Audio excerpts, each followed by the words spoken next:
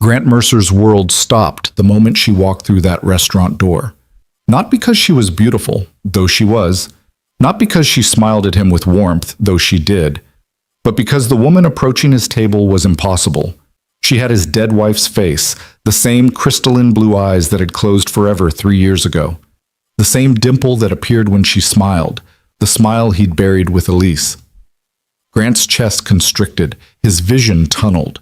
This couldn't be real. Ghost didn't make reservations at Italian bistros. Yet here she stood, extending her hand, saying a name that wasn't Elise. What the hell was happening? Before we dive into this incredible true story, please stay with me until the end and drop a comment telling me what city you're watching from. I want to see how far this story travels. Now, let's begin. The fluorescent lights of Romano's Italian kitchen cast a warm golden glow across the checkered tablecloths, creating an atmosphere of casual intimacy that made Grant Mercer want to crawl out of his skin. He sat rigidly in the corner booth, his fingers drumming an anxious rhythm against the worn wooden table, checking his watch for the 4th time in as many minutes. 6:47 p.m. She was late. Good. Maybe she wouldn't show at all. Grant exhaled slowly, trying to calm the tremor in his hands. This entire thing had been Marcus's idea, his best friend and self-appointed life coach who'd decided that 3 years of widowhood was long enough to wallow and that Grant needed to get back out there before you forget how to talk to women entirely. I don't want to get back out there, Grant had protested last Tuesday, when Marcus had cornered him at the construction site where they both worked. I'm fine. Mia's fine. We have a routine. A routine isn't a life, brother. Marcus had fixed him with that penetrating stare that always made Grant feel like he was being x-rayed. You're 34, not 84. Elise wouldn't want you living like a monk. The invocation of his late wife's name had been the killing blow, as Marcus knew it would be, because the bastard was right. Elise, with her boundless optimism and fierce love of life, would have been furious to see Grant shuffling through existence like a ghost himself, going through motions but never really living. So he'd agreed. One blind date. Just to prove to Marcus, and maybe to himself, that he'd tried. Now, sitting here alone, Grant wondered if the universe was giving him an out. Maybe this Lena Ward person had taken one look at his profile picture and decided she had better things to do on a Friday night than have dinner with a grieving widower who worked construction and had a 6-year-old daughter. He wouldn't blame her. Grant picked up the menu for the 3rd time, not actually seeing the words, just needing something to do with his hands. The restaurant hummed with life around him, couples leaning close over candlelit tables, families with boisterous children, a group of college kids laughing too loudly in the back corner. Everyone seemed to know their place in the world. Everyone except him. The front door opened. Grant glanced up out of habit, then his entire body went rigid. No. The woman who entered moved with an easy grace, scanning the restaurant with a slight smile playing at her lips. She wore a simple navy dress that fell just below her knees, her light brown hair pulled back in a loose ponytail, a few strands framing her face. She looked exactly like someone comfortable in her own skin, the kind of person who made friends easily and laughed often. She looked exactly like Elise. Grant's menu slipped from his fingers, clattering against the table. Several nearby diners glanced over, but he barely noticed. His heart had kicked into overdrive, pounding so hard he could feel it in his throat, behind his eyes, in his fingertips gripping the table edge. This isn't possible. But there she was. The same heart-shaped face, the same crystalline blue eyes that had haunted his dreams for 3 years, the same elegant slope of her nose, the same full lips that curved upward naturally, as if joy was her default setting. Even the way she tilted her head slightly as she searched the crowd. It was Elise's gesture, the one she'd made 1,000 times when looking for him in a crowd. The woman's eyes found his. Her smile brightened, and she raised her hand in a small wave. Grant couldn't breathe, literally couldn't draw air into his lungs. The restaurant seemed to spin around him, sounds becoming muffled and distant. This was shock. He recognized it from that horrible day at the hospital, when the doctor had said words that didn't make sense. Brain aneurysm. So sudden. Nothing we could do. The woman, Lena, his brain supplied helplessly, began walking toward his table. Each step brought her closer, and with each step, Grant's panic intensified. Details emerged that his shock-frozen brain cataloged with mechanical precision. The same slight asymmetry to her smile, the left side rising just a fraction higher than the right, the same delicate bone structure of her wrists and hands, the same way her eyes crinkled at the corners when she smiled, but also differences. Her hair was longer than Elise ever wore hers, and a shade darker. She was maybe an inch taller. Her style was different. Elise had favored bright colors and flowing fabrics, while this woman's navy dress was more tailored, more conservative. None of it mattered. The similarities were impossible, overwhelming, wrong. "Grant?" She was at his table now, her voice warm and slightly uncertain. Even her voice, that clear melodic tone that had once whispered "I love you" in the darkness of their bedroom. "I'm Lena Ward. I'm so sorry I'm late. Traffic was insane on the bridge." Grant stared up at her, his mouth opening and closing soundlessly like a landed fish. He should stand. He should shake her hand. He should say something, anything that resembled normal human interaction. Instead, he lurched to his feet so violently that his chair scraped backward with a harsh screech. I can't. Excuse me. Grant, are you okay?" Lena's smile faded, replaced by concern. She reached out instinctively, one hand extending toward him. He flinched backward like she'd tried to strike him. Hurt flashed across her face, quickly followed by confusion. Did I do something wrong?" No, The words wouldn't come. His throat had closed up entirely. The walls were pressing in. He needed air. He needed space. He needed this not to be happening. "I'm sorry. I have to go." The words came out strangled, barely audible. Grant grabbed his jacket from the back of the chair, his movements jerky and uncoordinated. His knee banged against the table leg, sending water glasses sloshing dangerously close to their edges. "Wait, I don't understand." Lena's voice followed him, bewildered and hurt. But Grant was already moving, threading through tables with single-minded desperation. Other diners stared openly now. He didn't care. Nothing mattered except getting out, getting away from that face, those eyes, that impossible resurrection of everything he'd buried and mourned and finally learned to live without. The cool October air hit him like a slap when he burst through the restaurant doors. Grant stumbled to his truck, parked 3 spaces down in the small lot. His hand shook so badly it took 3 tries to get the key in the lock. Old habits. He'd never upgraded to a key fob. Elise had always teased him about his grandpa truck. Elise. The name in his mind broke something loose. Grant wrenched the door open, climbed into the driver's seat, and slammed the door behind him. Then, alone in the enclosed space that still faintly smelled of his daughter's fruity shampoo and old coffee, he fell apart. Great, wrenching sobs tore through him, the kind he hadn't allowed himself since the funeral. He'd been so careful, so controlled around Mia, always the strong daddy who had it together, who could braid hair and make pancakes and kiss scraped knees. He'd locked his grief away in a box marked "Deal with Later," and later had never come. Until now. Until a stranger with his dead wife's face had smiled at him across a restaurant. Grant pressed his forehead against the steering wheel, his shoulders heaving. Was he losing his mind? Had grief finally cracked something essential in his brain? People didn't just look like each other with that level of detail. Not strangers. Not without some connection, some explanation. His phone buzzed in his pocket. Marcus, probably, wondering how the date was going. Grant ignored it.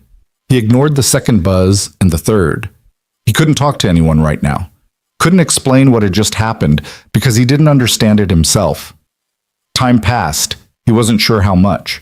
Could have been 5 minutes or 50. Eventually, the sobs subsided into hiccuping breaths, then into a hollow numbness that felt almost worse than the panic. A sharp rap on the window nearly sent Grant through the roof. He jerked his head up to find Marcus peering through the driver's side window, his dark face creased with worry. Behind him, the restaurant's neon sign painted everything in shades of red and blue. "Grant, open the door, man!" For a moment, Grant considered starting the truck and driving away.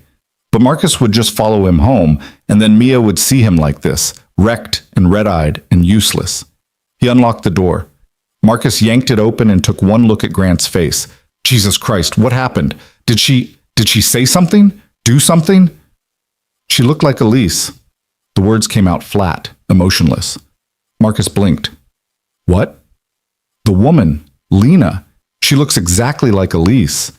Grant's voice cracked on his wife's name. Same face, same eyes, same smile. Everything. Brother, that's not... People can look similar, sure, but... No. Grant cut him off, his voice rising. Not similar. Identical. Marcus, I'm not exaggerating. I thought I was seeing a ghost. I thought I'd lost my mind. I still don't know if I have. Marcus stared at him for a long moment, his expression shifting from concern to something deeper. Alarm, maybe, or disbelief. Grant, listen to me. You're in shock. Grief can make us see things that aren't really... I'm not hallucinating. Grant slammed his palm against the steering wheel.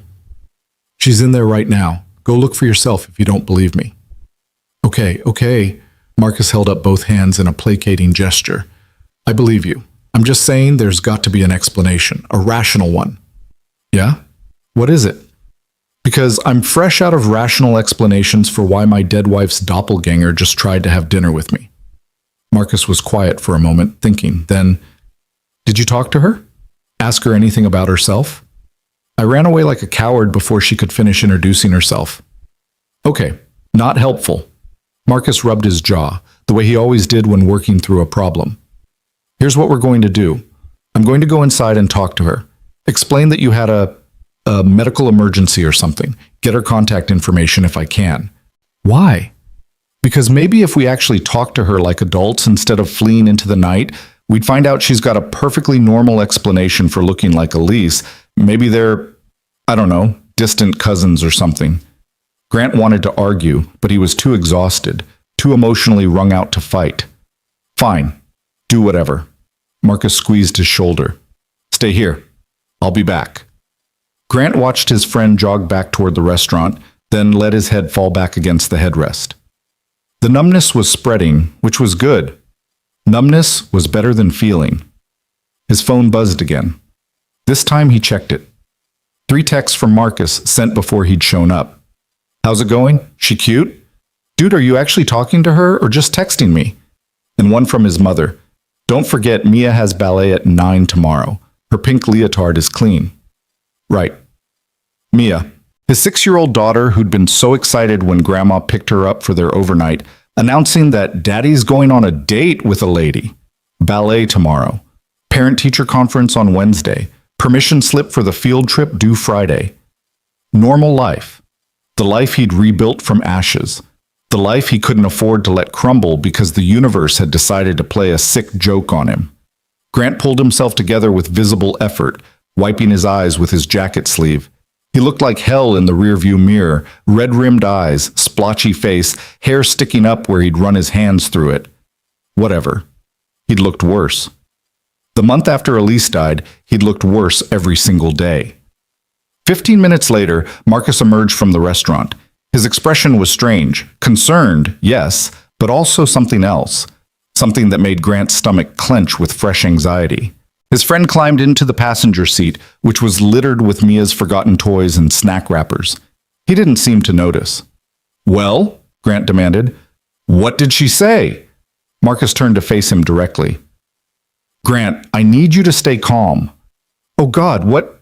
I talked to her. Lena, you're right. She does look remarkably like Elise. I can see why you freaked out. Thank you for validating my mental breakdown. What else? Marcus took a deep breath. She told me something about why she agreed to this blind date in the first place. Because my profile said emotionally damaged widow with baggage and she's into fixer-uppers? Grant, listen. Marcus gripped his shoulder. She said she's been looking for her sister for the past 5 years. Her twin sister. They were separated when they were 3 years old, some kind of custody situation gone wrong. She only recently got access to the records. Her sister's name was changed by the father who took her. She was adopted. Then later, the words hung in the air between them, too enormous to fully process. Later what? Grant's voice came out barely above a whisper. Later, she married a man named Grant Mercer and took his last name. She died 3 years ago from a brain aneurysm. The truck spun. The world spun. Grant gripped the door handle like it was the only thing tethering him to reality. Elise, he breathed. Elise had a twin sister. That's what she's been trying to figure out. That's why she's been going on these blind dates, hoping to find someone who knew her sister, who could tell her what happened to her, where she'd been all those years they were apart. Grant's mind reeled through memories like a deck of shuffled cards. Elise, who'd always been vague about her early childhood, who'd said she didn't remember much before age 7 or 8, that trauma could do that to memory. Who'd been raised by an aunt after her parents died, or so she'd said. Who'd never had any family at their wedding except that aunt, elderly and distant, who'd passed away herself 2 years later. He'd never questioned it. Why would he? Everyone had complicated family histories. Elise had been so full of life and light and love that her murky past had seemed irrelevant. This is insane, Grant said, but even as he said it, pieces were clicking into place with sickening clarity. How did Lena find me? How did Marcus even set up this date? Marcus winced. Pure coincidence. My cousin Sarah works with Lena at the hospital. She's a social worker there. She mentioned Lena was new in town, and I thought... He trailed off. Grant, I swear I had no idea. Sarah didn't know about Elise. She only started at the firm 6 months ago. So we're supposed to believe that what? The universe just randomly arranged for me to go on a date with my dead wife's twin sister? The sister she didn't even know she had? I don't know what we're supposed to believe. But Lena's still in there and she's crying and she's asking if she can talk to you. She says she has questions about Elise, about her life. Every instinct Grant had screamed at him to start the truck and drive away. To go home, collect Mia from his mother's, and pretend this night had never happened. To protect the careful, contained life he'd built from this hurricane of impossibility. But another part of him, the part that had loved Elise with everything in him, that still whispered to her picture on the nightstand some nights, that part knew he owed her this. If she'd had a sister out there searching for her, if that sister had questions about the life Elise had lived, I can't, Grant said. Not tonight. I can't do this tonight. Okay. That's okay. Marcus pulled out his phone. I got her number. When you're ready, if you're ready, you can call her. No pressure. Grant took the slip of paper Marcus offered, staring at the numbers written in his friend's blocky handwriting. Below them, Lena Ward. Says she understands if you never call. She was crying? Grant asked quietly. Yeah, pretty hard. I think this whole thing rattled her as much as it rattled you. She kept saying she didn't mean to upset you, that she had no idea the man Sarah was setting her up with had been married to her sister. Guilt joined the swirl of emotions churning in Grant's gut. He'd run out on her, left her sitting alone in a restaurant, probably feeling humiliated and confused. And she'd been crying, processing her own shock, her own grief for a sister she'd searched for but found too late. I'm an asshole, Grant muttered. You're a man who saw his dead wife's face and panicked. That's not being an asshole, that's being human. Marcus squeezed his shoulder again. Go home, process this, call her when and if you're ready. But Grant, I think you should call her. I think Elise would want you to. Grant barked out a laugh that held no humor. Elise would want a lot of things. Yeah, for me to keep living, to find happiness again, to give Mia a stable home. I don't think have dinner with my secret twin was on that list. No, but knowing her, knowing how much she valued family, Marcus shrugged. Just think about it. They sat in silence for a moment longer. Then Marcus climbed out of the truck, knocking twice on the roof before heading to his own vehicle. Grant stared at the paper in his hand. 10 digits. A doorway to answers, to closure, to potentially understanding parts of Elise's life that had remained mysteries.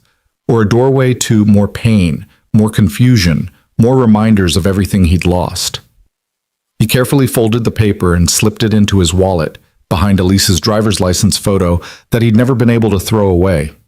Then he started the truck and drove home, through streets that seemed darker than usual, under a moon that offered no guidance. The house was empty when he arrived. Blessedly, mercifully empty. No daughter asking how his date went. No mother offering knowing smiles and relationship advice. Just silence. And ghosts. And questions with no good answers. Grant poured himself 2 fingers of whiskey and sat at the kitchen table, staring at nothing, thinking about everything. Somewhere in this same city, a woman who looked exactly like his wife was probably doing the same thing. Two strangers bound by an impossible connection, separated by grief and shock and the cruelty of coincidence. He should call her. He should apologize. He should ask the thousand questions crowding his mind. But not tonight. Tonight he just needed to sit with the truth that Elise had had a twin sister. That somewhere in her lost, forgotten childhood, there had been another little girl with the same face, the same eyes, the same smile. A sister who'd been searching, who'd finally found what she was looking for, only to discover she was 3 years too late. Grant raised his glass to the picture of Elise on the refrigerator, the two of them at the beach, Mia as a toddler between them, all three grinning at the camera like they had forever ahead of them. "You had a sister," he whispered to the frozen image. "Why didn't you tell me? What else didn't I know?" The picture, of course, offered no answers. Only Elise's smile, bright and mysterious, keeping its secrets even in death. Grant drained his whiskey and poured another, settling in for what promised to be a very long night. The whiskey didn't help. Grant discovered this around 2 in the morning, staring at his bedroom ceiling with the kind of clarity that only comes from exhaustion and emotional overload. Sleep was impossible. Every time he closed his eyes, he saw her, them, Elise and Lena, their faces superimposed in his mind until he couldn't tell where one ended and the other began. He gave up trying around 4 and moved to the living room, pulling out the old photo albums he kept in the bottom drawer of the entertainment center. Albums he hadn't opened in over a year because looking at Elise's face had finally stopped feeling like a knife to the chest. Now he studied every picture with new eyes, searching for clues he'd missed. Elise at their wedding, radiant in white. Elise pregnant with Mia, glowing and laughing. Elise holding their newborn daughter for the first time, tears streaming down her face. In every image, she was alone. No parents, no siblings, just that elderly aunt who'd passed away before Mia turned 2. Grant traced his finger over a photo from their honeymoon in Myrtle Beach. Elise stood on the sand, arms outstretched to the ocean, her face tilted toward the sun. He remembered that moment perfectly. She'd turned to him and said, "I feel so free. Like I could be anyone, do anything." At the time, he'd thought she meant free from the stress of wedding planning. Now he wondered if she'd meant something deeper, free from a past she couldn't fully remember, from a childhood fractured by separation and loss. Had she known? Deep down, had some part of her remembered a twin sister? The questions circled endlessly, offering no answers. Dawn broke gray and cold. Grant showered, dressed, and was halfway through his first pot of coffee when his mother's car pulled into the driveway at 7:30. Through the window, he watched Mia bounce out of the passenger seat, still in her pajamas, clutching the overnight bag covered in unicorn stickers. He pasted on a smile and opened the door before they reached it. "Daddy!" Mia launched herself at him with the full-body enthusiasm only a 6-year-old could muster. Grant caught her, swinging her up despite the warning twinge in his lower back. "Hey, princess, did you have fun with Grandma?" "We watched 3 movies and ate popcorn for dinner, and she let me stay up until 10 o'clock. Mia announced this last part with such reverence that Grant had to suppress a laugh. 10 whole o'clock, huh? That's pretty late." "I know!" Mia wriggled out of his arms and ran inside, already chattering about the movies and the popcorn, and how Grandma's cat had slept on her feet all night. His mother, Patricia Mercer, climbed the porch steps more slowly. She was 63 but looked younger, her silver hair cut in a stylish bob, her sharp eyes missing nothing. Those eyes studied Grant now with the precision of a woman who'd raised 3 boys and could spot trouble from a mile away. "You look like hell," she said bluntly. "Good morning to you too, Mom." "Don't good morning me. What happened?" She brushed past him into the kitchen, immediately moving to pour herself coffee like she owned the place. In many ways she did. She'd been Grant's lifeline after Elise died, stepping in to help with Mia while he figured out how to be both parents at once. Nothing happened. The date was fine.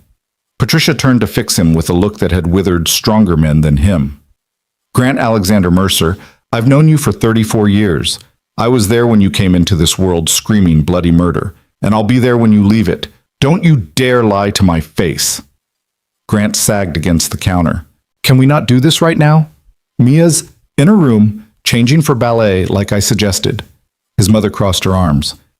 "You've got about 5 minutes before she comes bouncing back in here. Talk." So he did. Not everything.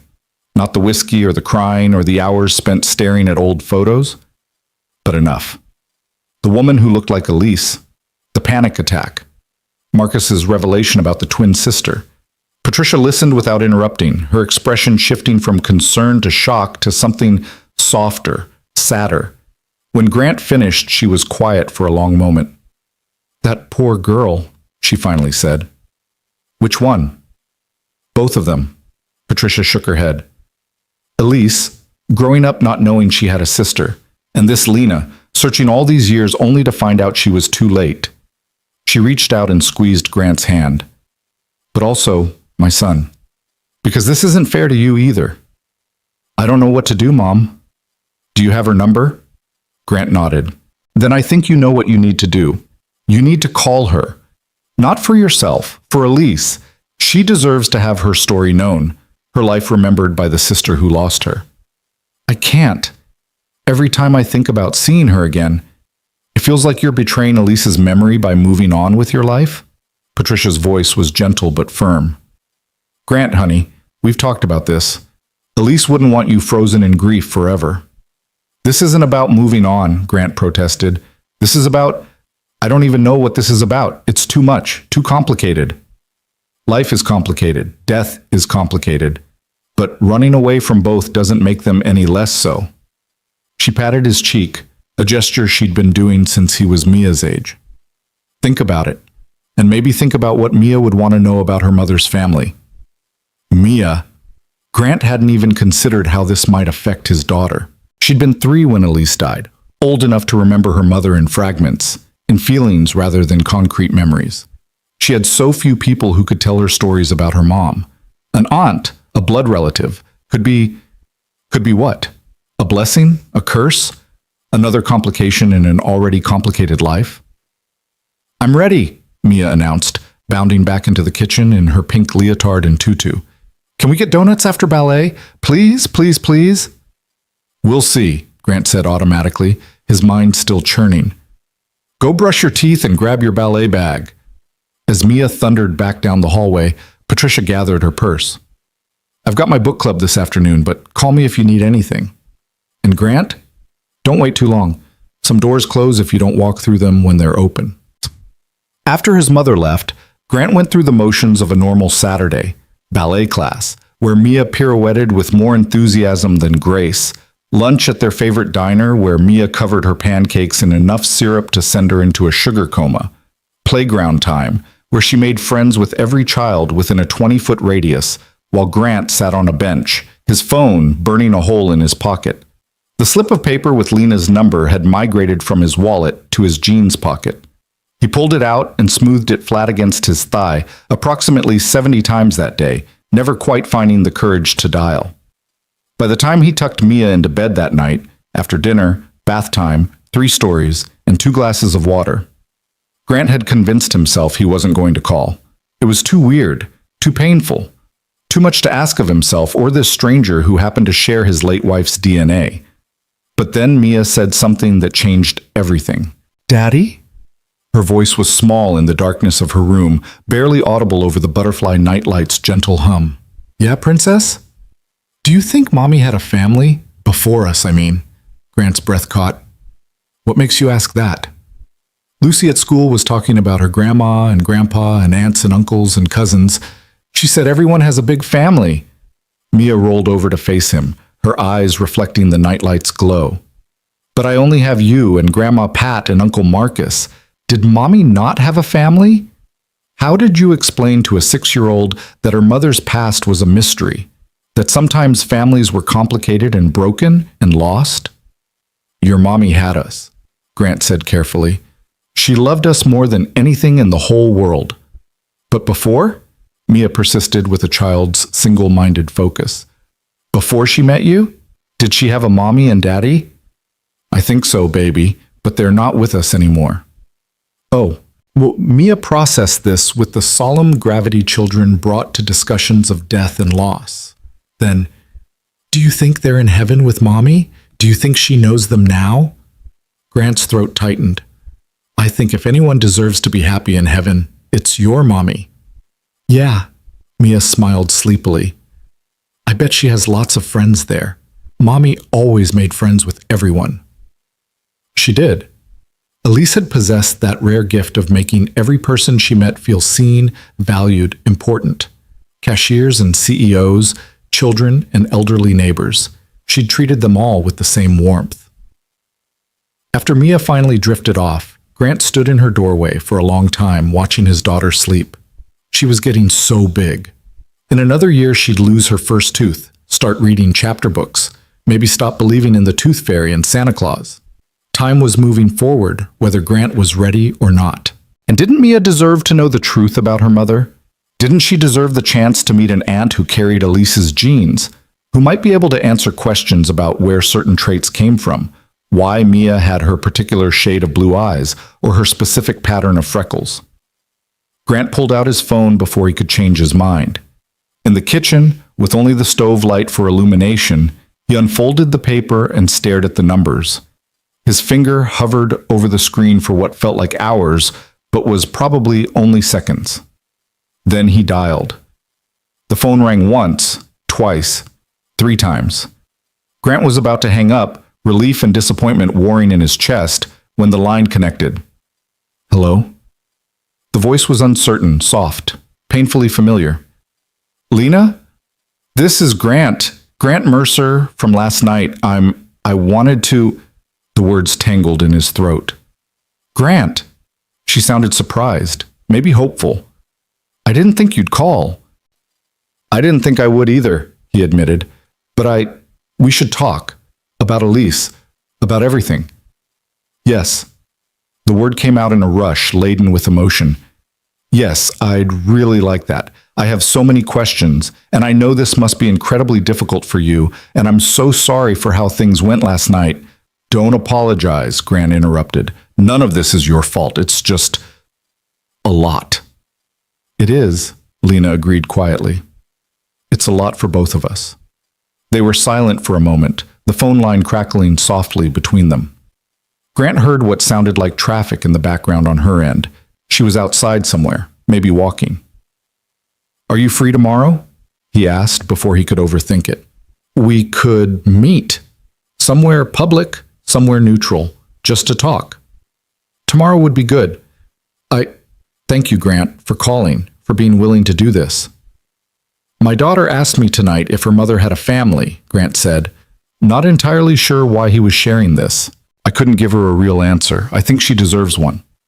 Your daughter, Lena's voice went even softer. What's her name? Mia. She's 6. Does she... Lena hesitated. Does she remember Elise? Some. Fragments, mostly. She was 3 when... He couldn't finish the sentence. I'm so sorry for all of you. Lena cleared her throat. There's a park on Riverside near the waterfront. Willowbrook Park. Do you know it? I do. What time? 2 o'clock. That way, if it goes well, we have time to talk. And if it doesn't, we can leave, Grant finished. 2 o'clock works. After they hung up, Grant stood in his kitchen for a long time, phone still clutched in his hand, trying to process what he'd just committed to. Tomorrow he would sit down with a stranger who wore his dead wife's face and have a conversation about things he'd never had to confront before. The thought terrified him. But there was something else underneath the fear, a strange sense of inevitability, like this meeting had always been coming, written in stars he'd been too blind to read. Sleep came eventually, fitful and full of dreams where Elise and Lena blurred together until Grant couldn't tell them apart. He woke Sunday morning feeling like he'd been in a fight, every muscle tense, his head pounding. Mia bounded into his room at 7, full of energy and demands for waffles.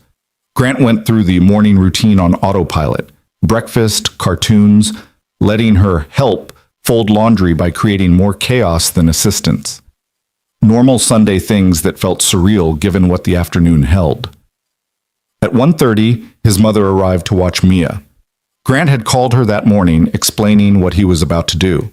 Patricia had simply said, "Good," and promised to be there. "I want to come," Mia protested when Grant explained he had to go out for a while. "This is grown-up stuff, Princess, but Grandma brought supplies for making cookies." Mia's protests evaporated at the mention of cookies. Grant kissed the top of her head, grabbed his jacket, and headed out before his courage could fail. The drive to Willowbrook Park took 20 minutes through Sunday afternoon traffic. Grant arrived 15 minutes early and sat in his truck watching people walk by, couples holding hands, families with strollers, dogs pulling their owners toward the duck pond. Normal people living normal lives, unburdened by impossible coincidences. At exactly 2 o'clock, he saw her. Lena sat on a bench near the fountain, wearing jeans and a cream-colored sweater, her hair loose around her shoulders. She was looking down at her hands, her knee bouncing with nervous energy. Grant's chest constricted, but this time he was prepared for it. This time he breathed through the initial shock. He climbed out of the truck and walked toward her. She looked up when he was about 10 feet away, and Grant saw the exact moment she recognized him. Her expression flickered through several emotions too quickly to name before settling on something that looked like cautious hope. "Hi," she said as he approached. "You came." "I said I would." Grant stood awkwardly, unsure of the protocol here. Did they shake hands? Hug? Maintain distance? Lena seemed equally uncertain. She gestured to the bench. "Sit?" He sat, leaving a careful foot of space between them. Up close, in daylight, he could see the differences more clearly. Lena's skin had a few more freckles than Elise's had. Her eyebrows were slightly fuller. There was a small scar on her chin that Elise never had. These details should have made it easier, but somehow they made it harder, like looking at an alternate reality version of his wife. "Thank you for meeting me," Lena said softly. "I know this must be incredibly strange for you." Strange doesn't quite cover it," Grant admitted, "but I think we both deserve answers, or at least to try to piece together what happened." Lena nodded. She pulled out her phone and opened the photo app, then hesitated. "Can I show you something? It might be, difficult." "Everything about this situation is difficult. Show me." She turned the phone so he could see the screen. The photo was old, faded at the edges, showing two identical toddlers sitting on a porch step. They wore matching yellow dresses and huge grins, their arms wrapped around each other. They couldn't have been more than 2 or 3 years old. Grant's breath caught. The resemblance to Mia at that age was unmistakable. "That's us," Lena said quietly. "Me and my sister. It's one of the only photos I have from before we were separated." "What happened?" Grant asked, unable to look away from those two little girls who had no idea their lives were about to fracture. "Our parents split when we were 3. Messy divorce, apparently. Dad took one of us, Mom kept the other. Then Mom died in a car accident when I was 5, and I went into foster care. By the time I was old enough to start asking questions, everyone involved was either dead or had moved on. The records were sealed. It took me years and a lawyer to finally get access to what little information existed. And you found out your sister's name had been changed. Elise Marie Hudson became Elise Marie Hughes when my dad remarried and his new wife adopted her. Then she took your name when you married." Lena's voice was steady, but Grant could hear the weight beneath the words. "I didn't even know if she was alive. I'd been searching for Elise Hudson, not Elise Mercer. It wasn't until I hired a private investigator 3 months ago that I found the death certificate." Grant's hands clenched into fists on his knees. "She never knew. About you." "I don't think so. Based on what I've learned, my dad told her I died in the same accident as our mother. It was cleaner that way, I guess. No messy custody battles, no child asking about her sister." "Jesus Christ." Grant scrubbed his hands over his face. He had no right to take that from either of you. He died 8 years ago, liver failure, so I can't exactly ask him why." Lena's voice held carefully controlled anger. "But I've spent the last 5 years trying to find my sister, going through databases, social media, anything I could think of. I moved here 6 months ago because the last address I had for Elise Hughes was in this state. I thought maybe I'd get lucky, find someone who knew her.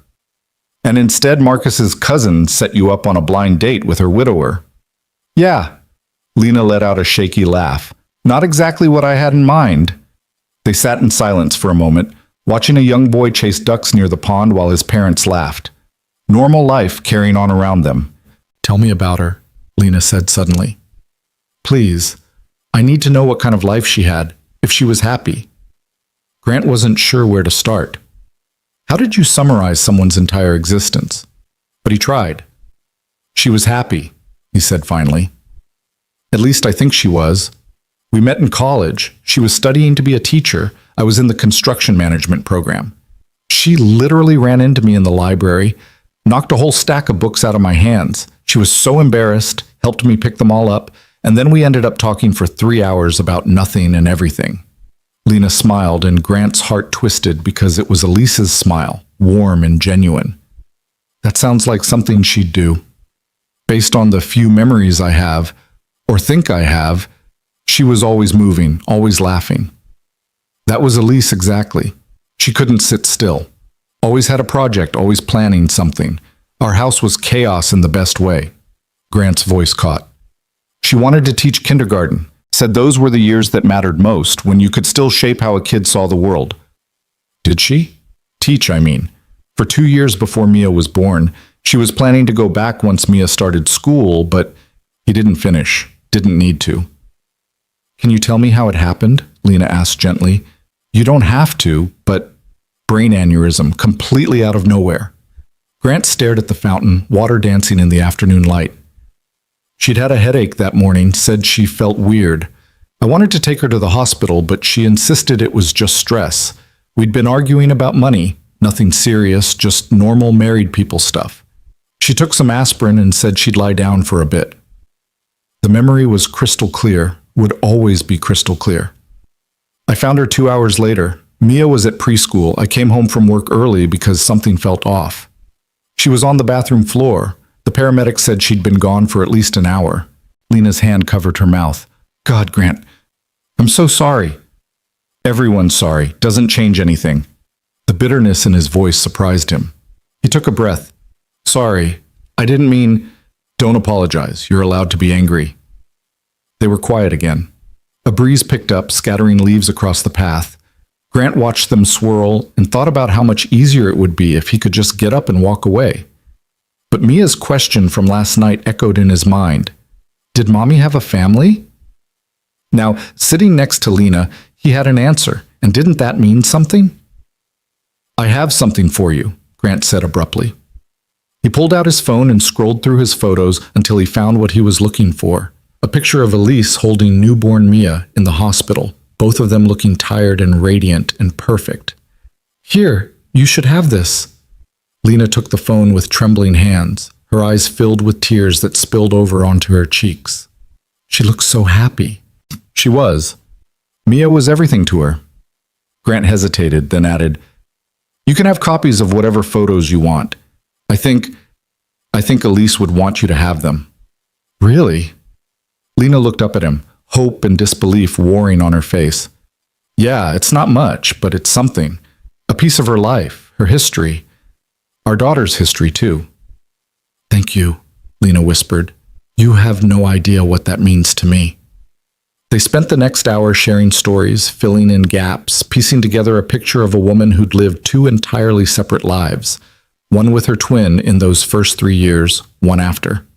Lena told Grant about foggy memories of singing songs with someone who looked just like her, of sharing a room in a language only they understood, of a bond that had been severed but never entirely broken. Grant told her about Elise's quirks, how she sang off key in the shower, how she couldn't cook to save her life but made the best grilled cheese in the world, how she'd cry at insurance commercials but laugh at funerals because that's what the person would want. She sounds amazing, Lena said eventually. She was. Grant's voice was firm. She really was. The sun was starting its descent when Grant finally checked his watch. 4:30. He'd been here 2.5 hours. His mother would be wondering where he was, though she'd never call to check. I should get back, he said. Mia will want dinner soon. Of course, Lena stood when he did. Thank you again, Grant, for this. For giving me a chance to know about my sister. They walked back toward the parking lot together, that careful foot of distance still maintained. At his truck, Grant paused with his hand on the door handle. Would you... He stopped, unsure if this was crossing a line. Would you want to meet Mia? Lena's eyes widened. Are you sure? No, Grant admitted. I'm not sure about anything anymore. But she's part of Elise. And you're part of Elise. Maybe... He trailed off, not knowing how to finish. I'd love to meet her, Lena said softly. Whenever you think she's ready. Whenever you're ready. No pressure. Grant nodded, then climbed into his truck before he could say anything else potentially life-altering. As he pulled away, he watched Lena in his rearview mirror, standing alone in the parking lot, one hand raised in a small wave. The drive home felt shorter than the drive there. Grant's mind was already spinning ahead to the conversation he'd have to have with Mia, with his mother, with himself about what came next. Because something was coming next. He'd opened a door that couldn't be closed now. When he pulled into his driveway, Mia was on the porch, covered in what looked like chocolate frosting and pure joy. "Daddy, we made cookies, and I ate 4, and Grandma said that's too many, but they were really good." Grant scooped her up, frosting and all, holding her tight. "4 cookies, huh? I hope you saved some for me." "Maybe," Mia giggled, then pulled back to study his face with a 6-year-old's unsettling perception. "Are you okay? You look sad." "I'm okay, Princess. Just thinking about your mommy." "Do you miss her?" "Every single day." Mia wrapped her small arms around his neck. "Me too. But at least we have each other, right?" "Right," Grant agreed, his throat tight. "We'll always have each other." That night, after Mia was asleep and his mother had gone home with promises to call tomorrow, Grant sat at the kitchen table with a beer and his phone. He scrolled through photo after photo of Elise, looking for clues he'd missed, signs of a past she'd never talked about. His finger hovered over Lena's number. They'd exchanged contact information before leaving the park. He could text her, say something, keep this strange new connection alive. Instead, he set the phone down and picked up the photo from his wallet, Elise's driver's license picture, the one where she was smiling at something off camera, probably the DMV photographer telling a joke. "I met your sister today," he whispered to the image. "She seems nice. Lost, like she's been searching for something her whole life. I guess she was. She was searching for you." The picture, as always, had no answers, but somehow Grant felt lighter than he had in days. As if by sharing Elise's story with Lena, by acknowledging that his wife had come from somewhere and someone, he'd honored a part of her that had been missing all along. He finished his beer, turned off the lights, and went to bed. Tomorrow would bring new challenges, new questions. But for tonight, he'd done what he could. He'd opened a door, and maybe, just maybe, that was enough. The next 2 weeks passed in a strange liminal space where Grant felt like he was living 2 lives simultaneously. There was his normal life, construction sites and packed lunches, parent-teacher conferences and bedtime stories, and then there was this other existence where he exchanged increasingly frequent text messages with a woman who had his dead wife's face. The text started simple enough. Lena asking if he'd had a chance to look through old photos, Grant replying that he'd found some good ones from their wedding. Back and forth, tentative and polite, like 2 people trying to navigate a minefield without a map. But somewhere around day 4, something shifted. Lena sent him a memory she'd suddenly recalled, playing in a sprinkler with someone she was now certain had been Elise, both of them shrieking with laughter while their mother watched from a porch swing. Grant had responded with a story about Elise's hatred of sprinklers as an adult, how she'd claimed they were chaos personified and preferred pools where water stayed contained and predictable. Lena had texted back a string of laughing emojis, then, "That's hilarious." She went from loving chaos to needing control. I wonder what changed her. Grant knew what had changed her. A childhood fracture so deep she'd built walls around her past without even realizing it. The realization had kept him awake that night, staring at his ceiling, mourning not just the woman he'd lost, but the little girl she'd been, who'd lost something too. By day 10, they were texting every evening after Mia went to bed. Nothing deep. Lena sharing stories about her work at the hospital, Grant complaining about a particularly difficult client who kept changing the specifications mid-build. Normal conversation between 2 people who were decidedly not in a normal situation. Marcus noticed first, of course. They were at a job site on a Tuesday afternoon, framing out what would eventually be a sunroom edition, when Grant's phone buzzed for the 3rd time in an hour. Marcus glanced over from where he was measuring a beam. "You gonna get that, or are we pretending you're not grinning at your phone like a teenager?" Grant nearly dropped his hammer. "I'm not grinning." "Brother, you've checked that thing every 5 minutes all day. Either you've taken up gambling or you're talking to someone." Marcus set down his tape measure, giving Grant his full attention. Please tell me it's not that dating app Sarah was trying to get you on. It's Lena, Grant admitted. We've been talking. Talking. Marcus's expression was unreadable. About? Everything. Nothing. She wants to know about Elise and I... Grant paused, trying to articulate something he hadn't fully processed himself. It's easier than I thought it would be, talking to her. She gets it, you know, the loss, the grief. She's been mourning Elise too, in her own way. That's good, man. That's healthy. Marcus's tone was careful, the way it got when he was worried but didn't want to say so. Just be careful, okay? This situation is complicated enough without... Without what? Grant challenged. Without me getting confused? Trust me, I'm already confused as hell. Without anyone getting hurt, Marcus finished quietly, including you, including her, and especially including Mia. The mention of his daughter hit Grant like cold water. Mia, who still didn't know about Lena, who asked about her mother more frequently lately, as if sensing some shift in the universe she couldn't name. That night, after dinner and homework and the usual bedtime routine, Grant sat on the edge of Mia's bed and made a decision that felt both terrifying and inevitable. Princess, I need to talk to you about something, about your mommy. Mia sat up straighter, her stuffed rabbit clutched to her chest. What about mommy? I found out something I didn't know before, something about her family.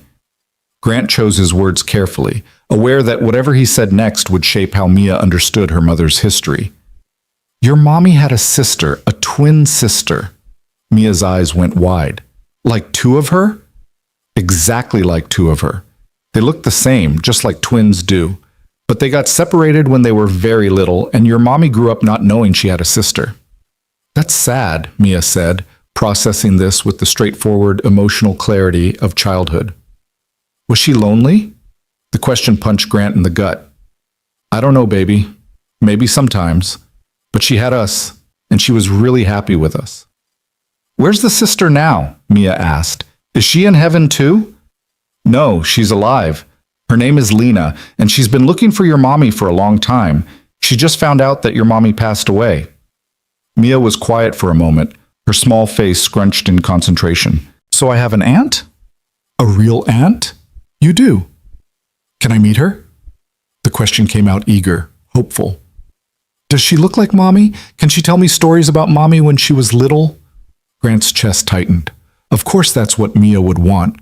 More pieces of her mother, more ways to connect to a woman she was already forgetting around the edges.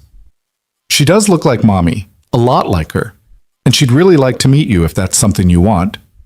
Yes! Mia bounced on the bed. Yes, yes, yes! Can she come for dinner? Can we show her my room? Can we... Whoa, slow down. Grant caught his daughter before her enthusiasm could launch her into orbit. Let's take it slow, okay? This is new for everyone. But yeah, we can invite her over. Maybe this weekend? This weekend, Mia agreed solemnly, as if they were signing a treaty. Then, with the lightning-quick mood shifts of a 6-year-old, will she like mac and cheese? Because that's my favorite and Grandma makes the best kind. Grant laughed, despite the knot of anxiety in his stomach. I'm sure she'll love it.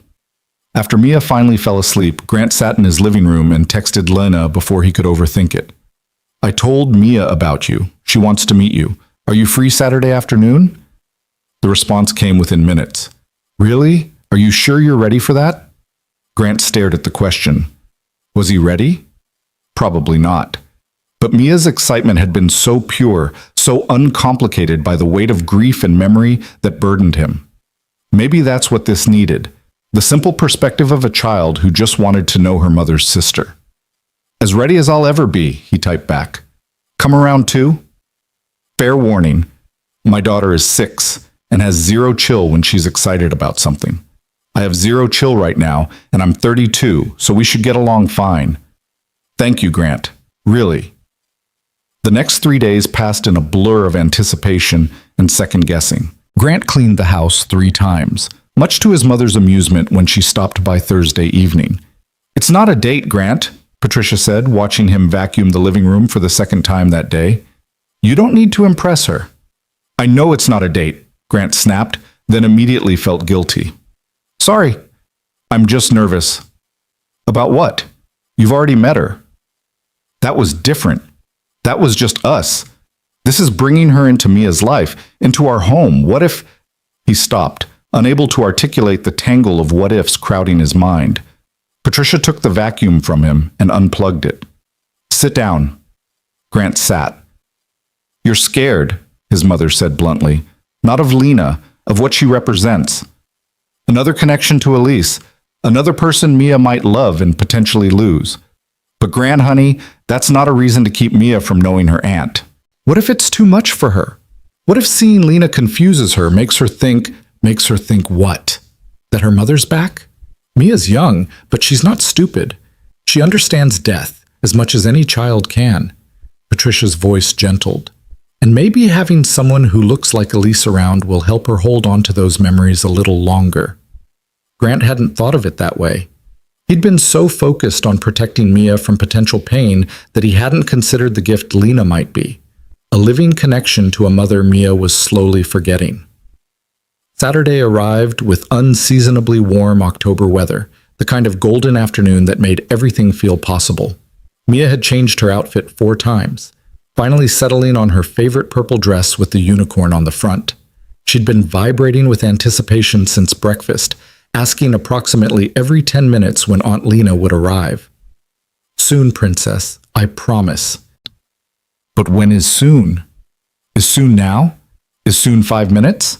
Grant was explaining the elastic nature of the word soon for the 3rd time when the doorbell rang at precisely 2 o'clock. Mia shrieked and ran for the door. Grant caught her by the shoulder. Remember what we talked about? We're going to go slow, be gentle, not overwhelm her, right? Right, Mia agreed, visibly trying to contain herself. Grant opened the door, and there was Lena, holding a bouquet of sunflowers and looking just as nervous as he felt. She wore jeans and a soft green sweater, her hair in a braid over one shoulder. For a moment, just a moment, Grant's brain supplied Elise, and he had to blink away the automatic correction. But then Lena smiled, and it was her own smile, tinged with uncertainty and hope and fear. Hi, I brought flowers. I didn't know what else to bring, and I thought, they're perfect, Grant said, stepping aside. Come in. Lena crossed the threshold, and immediately Mia was there, staring up at her with undisguised wonder. You look like my mommy, she breathed. Lena crouched down to Mia's eye level, her expression infinitely gentle. I do. Your mommy was my twin sister. That means we were born at the same time and looked a lot alike. Did you know my mommy? Mia asked. When we were very little, yes, but then we got separated and I didn't get to know her when she grew up. That's why I'm so happy to meet you, because you're part of her. Mia processed this with her characteristic seriousness, then announced, I'm 6, and I'm in 1st grade, and I can read chapter books now. Want to see my room? Grant started to intervene. Too much too fast. But Lena glanced up at him with a question in her eyes. He nodded, and she let Mia take her hand and pull her down the hallway, chattering at approximately 100 words per minute. He stood alone in the living room, listening to his daughter's excited voice echoing from her bedroom, showing Lena every stuffed animal and drawing and treasure like they were priceless artifacts. And maybe they were. Maybe to Lena, every detail of Mia's life was precious because it was a glimpse into what her sister's daughter had become. Grant put the sunflowers in water and tried not to listen too closely to the conversation happening down the hall, but pieces drifted back anyway. This is the picture of my mommy at the beach, see? She's holding me and Daddy's taking the picture. She looks so happy, you both do. Daddy says Mommy loved the beach. Do you love the beach? I do, actually. I used to go all the time when I was little. Maybe we could go together sometime. Daddy never wants to go because he says sand gets everywhere and he's grumpy about it. Grant smiled despite himself. He was grumpy about sand. Elise used to tease him mercilessly about his hatred of beach vacations. 20 minutes later, Mia emerged with Lena in tow, both of them looking more relaxed. Mia had apparently decided Lena was officially approved and had moved on to the important question. Do you like mac and cheese? I love mac and cheese, Lena assured her. Good, because Daddy makes it for lunch on Saturdays and it's really good. Not as good as Grandma's, but still good. I heard that, Grant called from the kitchen, where he'd started heating up the aforementioned mac and cheese. My cooking is perfectly adequate. Adequate means okay, right? Mia asked Lena in a stage whisper. It means your daddy's being modest, Lena replied, her eyes crinkling with amusement. Lunch was surprisingly easy. Mia dominated the conversation, which took pressure off Grant and Lena to fill silences. She talked about school and ballet and her best friend Emma, who could do a cartwheel, but Mia couldn't yet, but she was practicing. She asked Lena about her job at the hospital and was absolutely fascinated to learn that Lena helped kids who were sick or sad. Like a feelings doctor? Mia asked. Kind of, yeah. I help kids talk about their feelings when something hard is happening. Like when my mommy died, I was really sad. Daddy said that was okay, that being sad is normal. Your daddy's right. Being sad when someone we love dies is very normal. Are you sad about my mommy? The question came out innocent but landed heavy. Lena's eyes filled with tears. She blinked back quickly. I am. I'm sad I didn't get to know her better, but I'm really happy I get to know you. Mia seemed satisfied with this answer and moved on to explaining the complex social dynamics of first-grade recess. Grant caught Lena's eye across the table and mouthed, "Thank you." She nodded, a small smile playing at her lips. After lunch, Mia insisted on showing Lena her treasure box, a plastic container filled with rocks, feathers, and various items she deemed special. As she explained the significance of each treasure with exhaustive detail, Grant watched Lena's face. She listened with genuine interest, asking questions, admiring Mia's finds like they were diamonds and gold.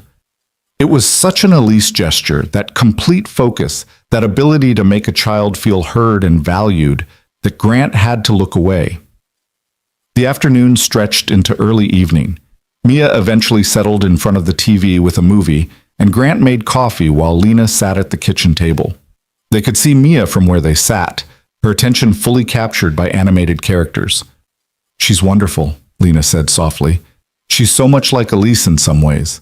That enthusiasm, that joy. She got that from her mother, Grant agreed. The best parts of her mother.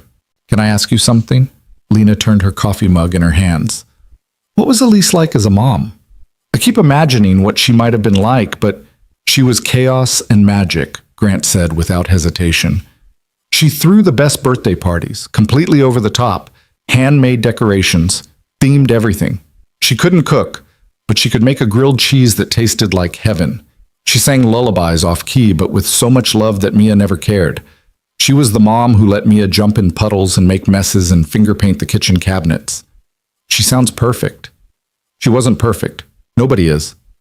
Grant's voice was firm, but not unkind. She was impatient sometimes. She worried too much about things she couldn't control. She held grudges over tiny things and couldn't admit when she was wrong, but she loved Mia with everything in her. That part was perfect.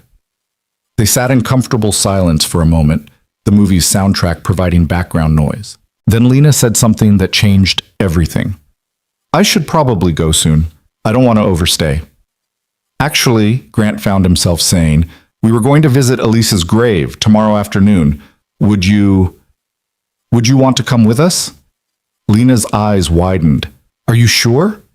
Mia goes every few weeks, brings flowers, tells her mom about school.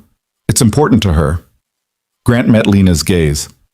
I think it might be important for you too, to see where she is, to say goodbye or hello or whatever you need to say. I'd like that very much, Lena whispered. Thank you. After Lena left, Mia was full of reviews and opinions. She's really nice, Daddy, and she smells good, like Mommy used to smell. Kind of like flowers, but also like cookies. Yeah? Grant tucked his daughter into bed, pulling her blankets up to her chin. Did you like meeting her? I loved it. Can she come back? Can she come to my ballet recital next month? Can she... Slow down, princess.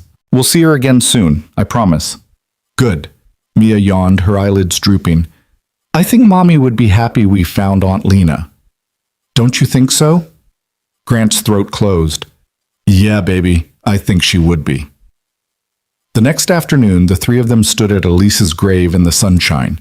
Mia had picked wildflowers from the yard, dandelions and clover, which Elise would have loved more than any expensive bouquet.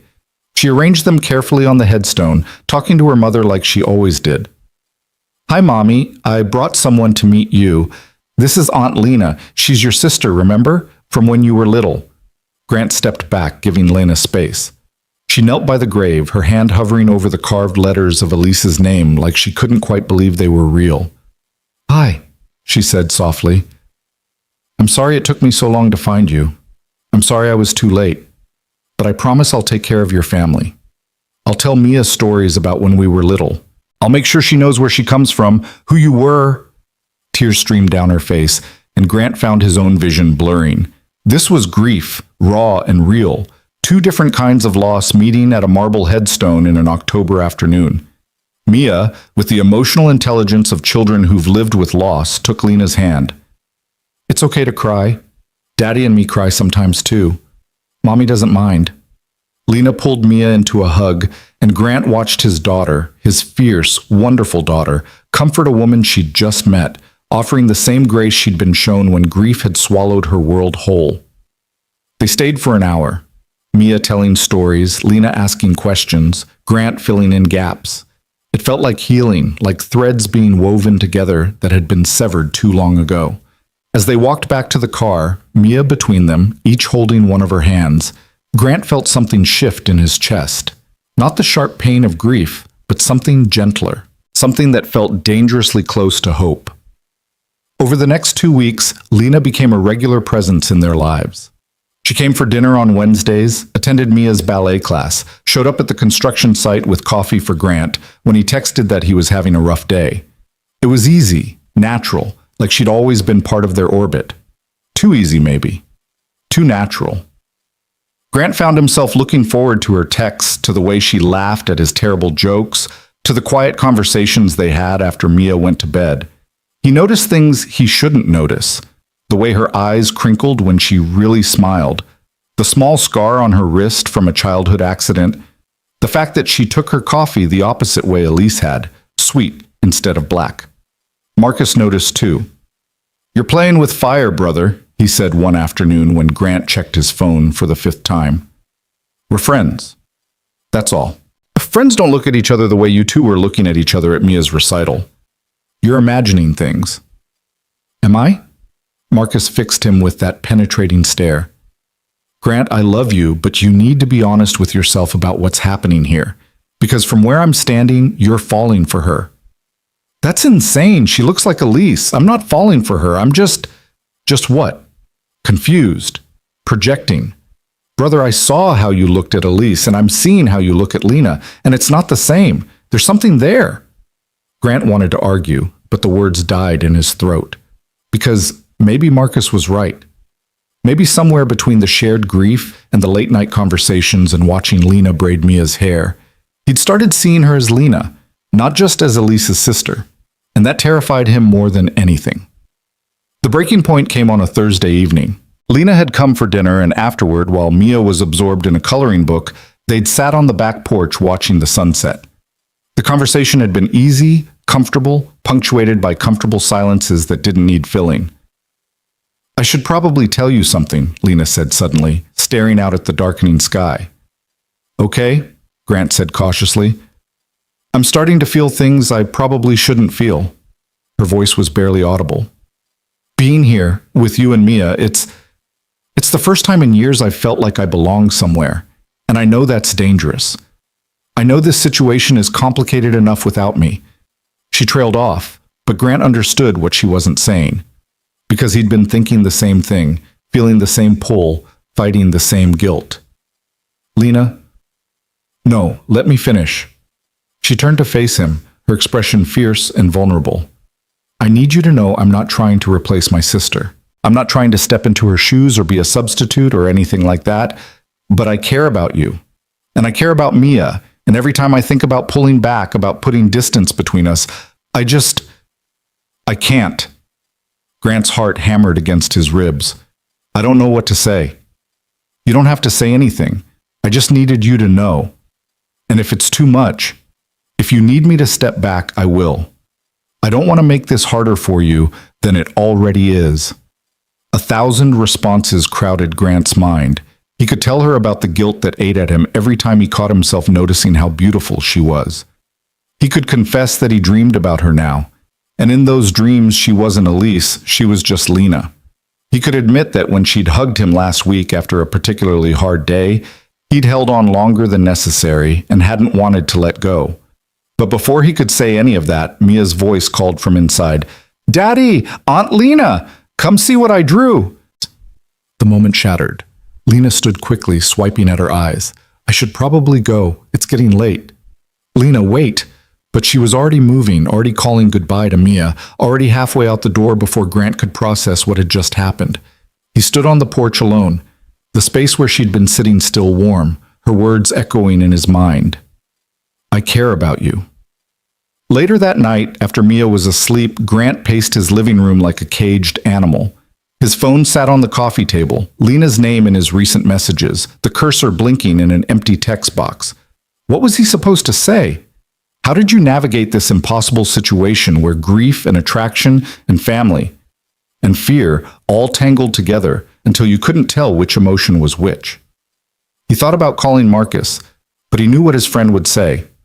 He thought about calling his mother, but he couldn't face her knowing looks. Instead, he sat down with Elise's photo albums again, looking for answers in frozen moments from a life that felt increasingly distant. There was Elise on their honeymoon, laughing at something off camera. Elise pregnant, glowing with joy and fear. Elise with newborn Maya, exhausted and radiant. In every photo, she was so vibrantly alive that it hurt to look at. Grant closed the album and pressed his palms against his eyes. What would Elise want? If she could see him now, confused and guilty and maybe falling for her sister, what would she say? He thought he knew. Elise, who'd loved with her whole heart, who'd wanted everyone around her to be happy, who'd made him promise at their wedding to keep living, keep loving, keep being the best version of yourself even when it's hard. She wouldn't want him frozen in grief. She wouldn't want him to be alone. But would she want him with her sister? That felt like crossing a line too sacred to breach. Grant's phone buzzed. A text from Lena. "I'm sorry if I made things weird tonight. I understand if you need space. Just know that being part of Mia's life, of your lives, has meant everything to me. Whatever happens next, thank you for that gift." His fingers moved before his brain could catch up. "You didn't make things weird. Or maybe you did, but it's a good weird. Can we talk? Really talk?" The response took so long Grant thought maybe she'd gone to sleep. But then, "Tomorrow? After you drop Mia at school? I'll pick you up at 9. "Okay." "Grant? Yeah? I'm scared." Grant stared at those two words for a long time before responding, "Me too." He didn't sleep that night, just lay in bed, staring at the ceiling, trying to untangle feelings that refused to be categorized neatly. Fear and attraction, guilt and hope, grief and something that might be joy. By the time morning came, Grant had made a decision. He didn't know if it was the right one, didn't know how it would all play out. But he knew he couldn't keep hiding from what was happening, couldn't keep pretending that Lena was just Elise's sister and nothing more. Tomorrow, he would tell her the truth, whatever that truth turned out to be. Morning came too quickly and not fast enough. Grant went through the motions of getting Mia ready for school in a fog, burning the toast, forgetting to pack her lunchbox, standing in front of the open refrigerator for a full minute before remembering what he was looking for. "Daddy, you're being weird," Mia observed as they drove to school. "Just tired, princess." "Are you worried about something?" Grant glanced at his daughter in the rearview mirror. Sometimes her perception terrified him. "Maybe a little." "Is it about Aunt Lena?" The question came out matter-of-fact, like she was asking about the weather. Grant's hands tightened on the steering wheel. "What makes you think that?" "Because you smile different when she's around. And you check your phone a lot. And last night you looked sad after she left." 6 years old and already reading him like a book. "I'm not sad, baby. Just thinking about grown-up stuff." "Do you like Aunt Lena?" Mia asked with a child's directness that cut through all pretense. The question hung in the air between them. Grant could deflect, could give some vague answer about how, of course, he liked Aunt Lena, they were friends, but something about the sincerity in his daughter's voice made him want to be honest. "I do like her," he said carefully. "Is that okay with you?" Mia was quiet for a moment, considering. "I think Mommy would want us to be happy, and Aunt Lena makes us happy, right?" "She does," Grant admitted, something in his chest loosening at the simple truth of it. Then it's okay. Mia said it with the absolute certainty of childhood, as if the entire complicated situation could be resolved with that declaration. Miss Emma's mom has a boyfriend now, and Miss Emma says it's nice because her mom smiles more. They pulled up to the school drop-off line. Grant twisted in his seat to face his daughter. Mia, Aunt Lena and I are just friends, but I want you to know that nobody could ever replace your mommy. Nobody would even try. I know, Daddy.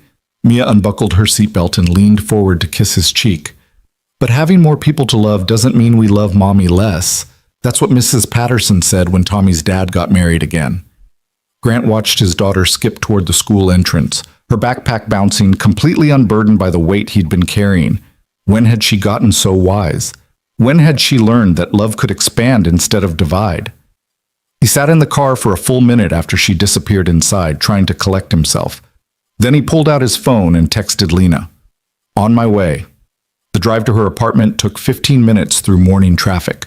Grant had only been there once before, when he'd picked her up for Mia's ballet recital. It was a modest one-bedroom in a converted Victorian, the kind of place that managed to be both charming and slightly run down. Lena was waiting on the front steps when he pulled up, wearing jeans and a navy sweater, her hair pulled back in a ponytail. She looked as nervous as he felt, which was somehow comforting. She climbed into the passenger seat without a word.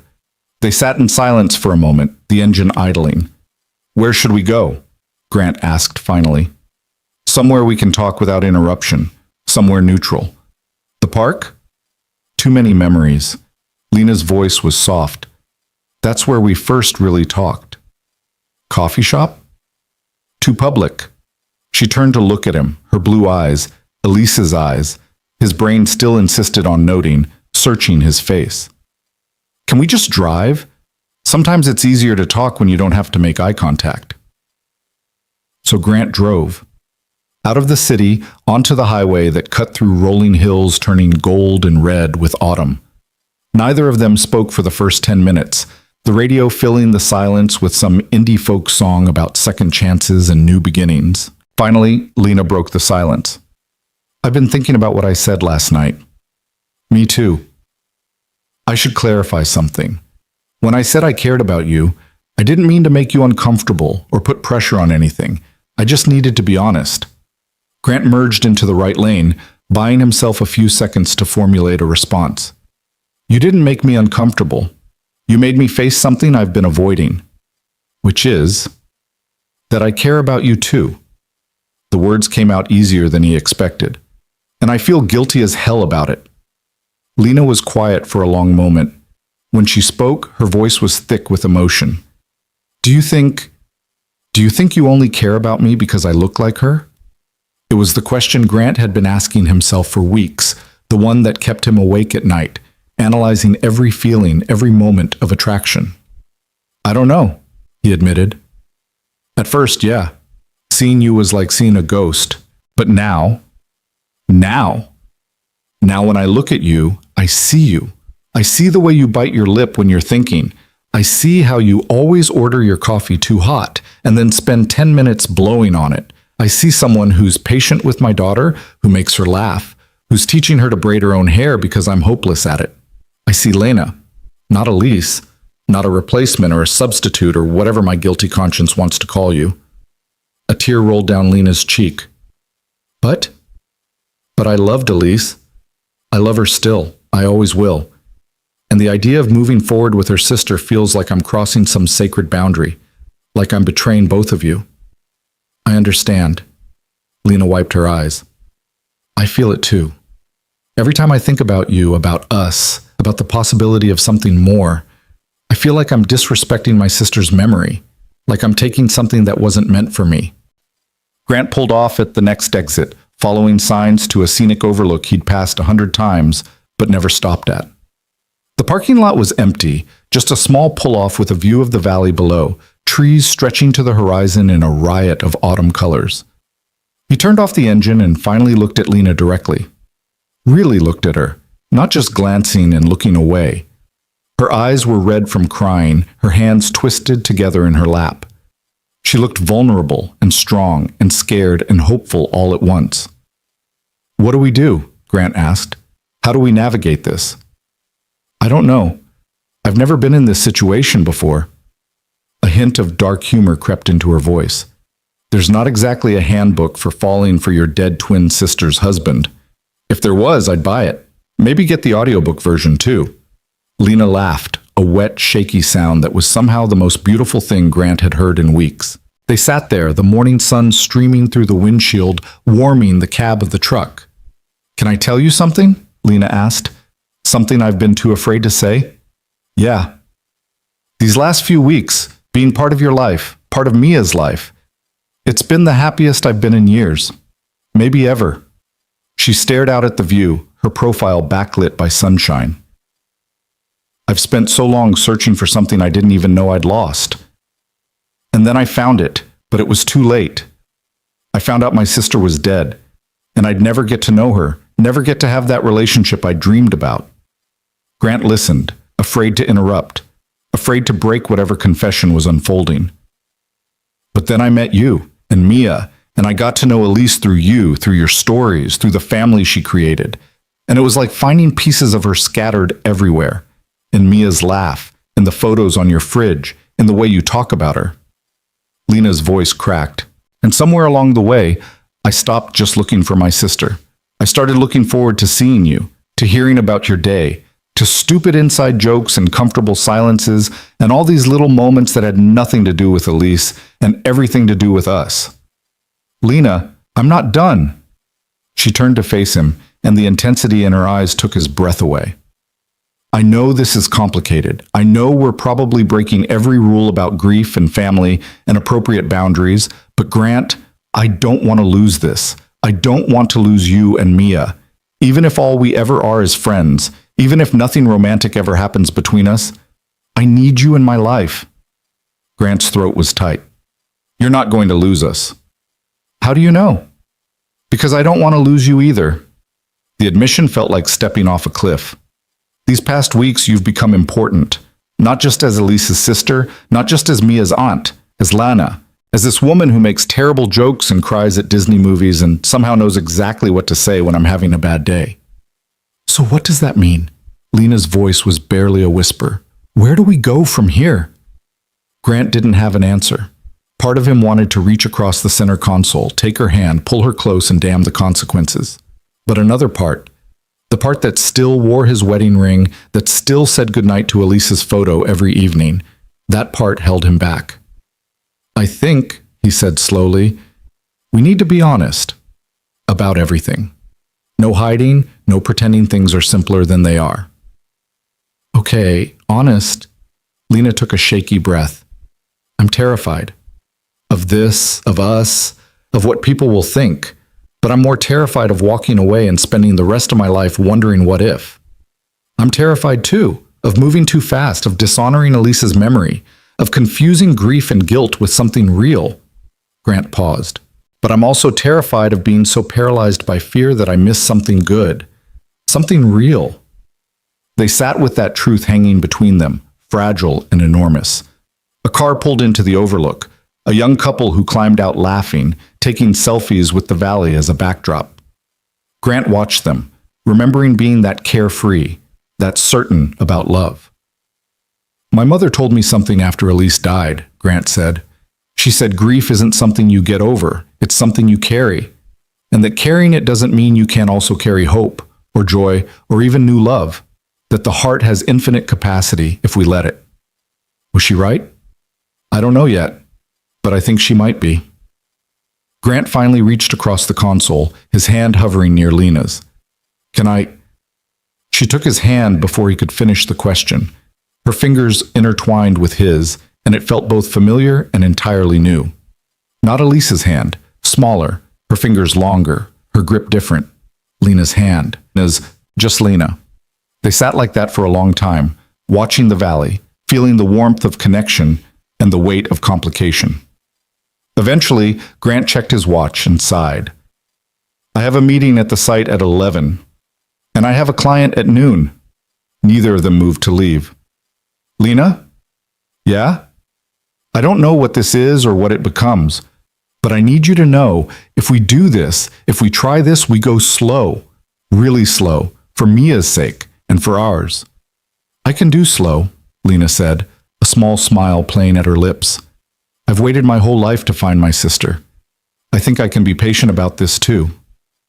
The drive back to the city felt different, lighter somehow. They talked about small things, Mia's upcoming parent-teacher conference, a difficult case Lena was working at the hospital, Marcus's latest dating disaster. Normal conversation between two people getting to know each other, unburdened by the weight of confession. Grant dropped Lena at her apartment with a promise to call later. As he watched her walk up the steps, something Marcus had said weeks ago echoed in his mind. You're falling for her. He'd denied it then, but sitting here now, watching Lena pause at her door to wave, Grant could no longer pretend. He was falling. The question was whether he had the courage to let himself land. The rest of the day passed in a blur. Grant went through the motions at work, made decisions about lumber and permits and timelines, but his mind was elsewhere. Marcus noticed immediately. You talked to her? His friend asked during their lunch break, sitting on a stack of lumber and unwrapping sandwiches. Yeah. And? And it's complicated. Marcus snorted. When is anything with you simple? What'd she say? Grant told him, leaving out the most intimate details, but giving enough for Marcus to understand. His friend listened without interrupting, occasionally nodding or making noncommittal sounds. So you're doing this, Marcus said when Grant finished. You're actually going to try dating your dead wife's twin sister. Hearing it stated so bluntly made Grant wince. When you say it like that, how else should I say it? Brother, I'm not judging. I'm just making sure you've thought this through, really thought it through. I haven't thought about anything else for weeks. Okay, then answer me this. If Lena didn't look like Elise, would you still be interested?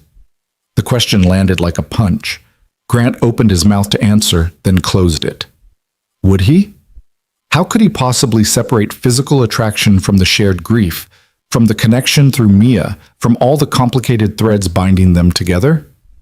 I don't know, he admitted, but I know that when I'm with her, I feel less alone. I know that she makes me laugh. I know that watching her with Mia makes something in my chest feel warm instead of broken. Is that enough? Only you can answer that, man. Marcus clapped him on the shoulder. But whatever you decide, I've got your back. Just promise me you'll be careful. With your heart, with Mia's heart, and with Lena's too. I promise. That night, after tucking Mia into bed, she'd had a million stories about her day at school and 0 questions about Aunt Lena. Thankfully, Grant found himself standing in his bedroom, looking at the photos on his dresser. Elise smiled out at him from multiple frames, frozen in happiness. He'd kept everything exactly as it was the day she died. Her jewelry box on the left side of the dresser. Her favorite sweater still hanging in the closet. Her books on the nightstand, bookmarks still holding her place in stories she'd never finish. For 3 years, this room had been a shrine, a testament to love and loss preserved in amber. Grant picked up his favorite photo, their wedding day, Elise in her dress, him in his suit, both of them grinning like idiots who thought they had forever. He traced her face with his finger, whispering words he'd said 1,000 times to her memory. I don't know what I'm doing, Elise. I don't know if this is okay. If you'd understand. If you'd be angry or hurt or... His voice broke. I need a sign. Something to tell me I'm not making a terrible mistake. The photo, as always, offered no answers. But as Grant set it back down, his eye caught on something he'd never noticed before, or had forgotten noticing. In the background of the shot, barely visible, was the photographer's assistant, a woman. With dark hair and a bright smile, holding a reflector, her face partially obscured but her profile clear enough to see. She looked nothing like Elise, nothing like Lena.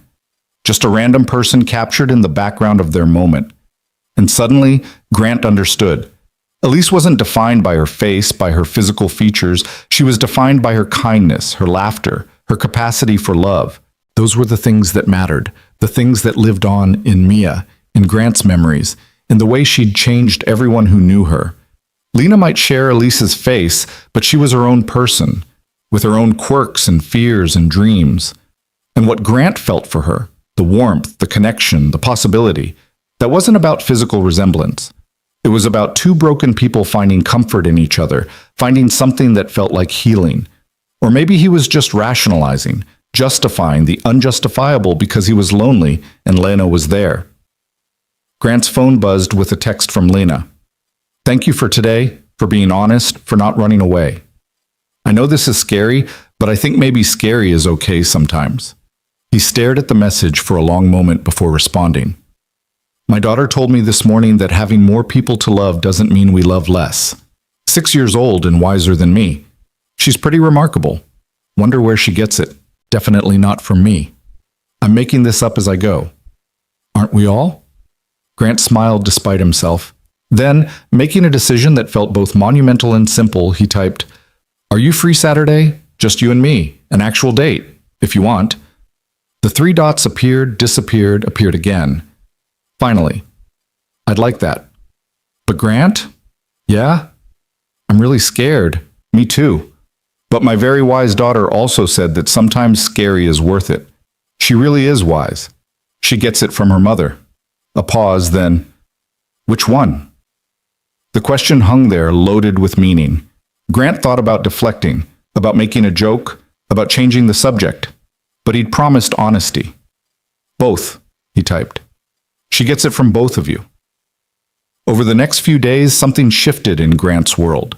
It wasn't a dramatic change, no lightning bolt moment of clarity, no sudden resolution of guilt and grief, but he found himself putting away some of Elise's things, not throwing them out, not erasing her from the house, just making space. Her sweater went into a memory box. Her jewelry, carefully packed away for Mia when she was older. Her books, donated to the library with a small note, in memory of Elise Mercer, who loved stories. His mother noticed when she came by Thursday evening. She stood in his bedroom doorway, taking in the subtle changes, then pulled Grant into a hug without saying a word. "I'm not forgetting her," Grant said into his mother's shoulder. "I know, honey. You're just learning to live again. There's a difference." "Is it okay? What I'm doing with Lena?" Patricia pulled back, holding him at arm's length to look at his face. "Do you love her?" "I don't know. Maybe. Is that insane?" "Love is always a little insane," his mother smiled. "But Grant, listen to me. Elise would want you to be happy. She'd want Mia to have a full life with people who care about her. And yes, the situation is unusual, but unusual doesn't mean wrong. What if people judge? What if they think I'm replacing Elise or being disrespectful to her memory?" "Then those people can mind their own business," Patricia said firmly. "You get one life, Grant, one chance to find happiness. Don't waste it worrying about what other people think." Saturday arrived too quickly. Grant changed his shirt 3 times before settling on the blue button-down Lena had once complimented. He made arrangements for Mia to spend the day with his mother, enduring his daughter's knowing looks and her cheerful, "Have fun on your date with Aunt Lena." "It's not," Grant started, then stopped, because it was. It absolutely was a date. He picked Lena up at 6. She wore a simple black dress and looked nervous and beautiful, and nothing like Elise, who'd never worn black because she said it was too serious. "Hi," she said, climbing into the truck. "Hi." Grant's mouth was dry. "You look great." "Thanks, you too." She fidgeted with her purse strap. "So where are we going?" "I thought we could try that new Italian place on Riverside, if that's okay. If it's not too weird since the restaurant where we—" "Grant," Lena put her hand on his arm. "It's perfect. We're rewriting that story, right?" "Right. Rewriting." The restaurant was cozy and dimly lit, with checkered tablecloths and the smell of garlic and fresh bread. They were seated at a corner table, relatively private, which Grant appreciated. The last thing he needed was running into someone he knew and having to explain why he was on a date with someone who looked exactly like his late wife. They ordered wine. Lena, red, Grant, white, and fell into easy conversation about work and Mia and a book they'd both recently read. It felt natural, comfortable, like they'd been doing this forever. But underneath the ease was a current of awareness, of possibility, of two people carefully feeling their way towards something neither could quite name. "Can I ask you something?" Lena said halfway through their entrees. "Always." "Do you ever—" She paused, choosing her words carefully. Do you ever wish I didn't look like her? That this could just be simple? Grant set down his fork, considering. Sometimes. But then I think about how we met, how improbable this whole thing is. If you didn't look like Elise, I never would have panicked at that blind date. You never would have told Marcus about your search. We might have just had a nice dinner and never seen each other again. So you're saying fate works in mysterious ways? I'm saying maybe the universe has a twisted sense of humor. Grant smiled. But yeah, maybe fate too. I used to believe in fate. Then my sister died before I could find her, and I stopped believing in much of anything. Lena's voice was soft. But being here with you, with Mia, it's making me believe again, in something, even if I don't know what yet. They talked until the restaurant started closing down around them, the staff politely hovering with the check. Grant paid despite Lena's protests, and they walked out into the cool November night. I don't want tonight to end, Lena admitted as they reached his truck. It doesn't have to. Grant's heart hammered. We could go for a walk? By the waterfront? So they walked, side by side, close enough that their hands occasionally brushed. The waterfront was quiet this time of night, just the soft lap of water against the dock and the distant sound of traffic. String lights from a nearby restaurant cast a warm glow over everything. Grant? Lena stopped walking, turning to face him. Yeah?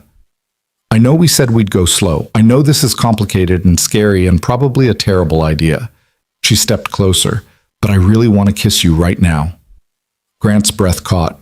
Every rational thought in his mind screamed warnings. Too fast, too soon. What about Elise? What about Mia? What about the 1,000 ways this could go wrong? But louder than all of that was a single truth. He wanted to kiss her too.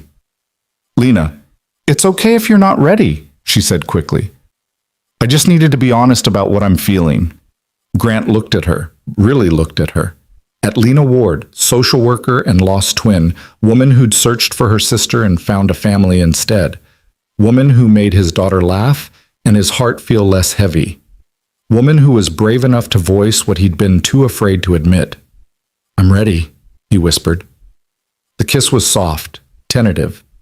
Both of them afraid of breaking something fragile. Lena's hands came up to rest on his chest, and Grant's found her waist, pulling her closer. She tasted like wine and possibility, and when they finally broke apart, both breathing hard, Grant felt something he hadn't felt in 3 years.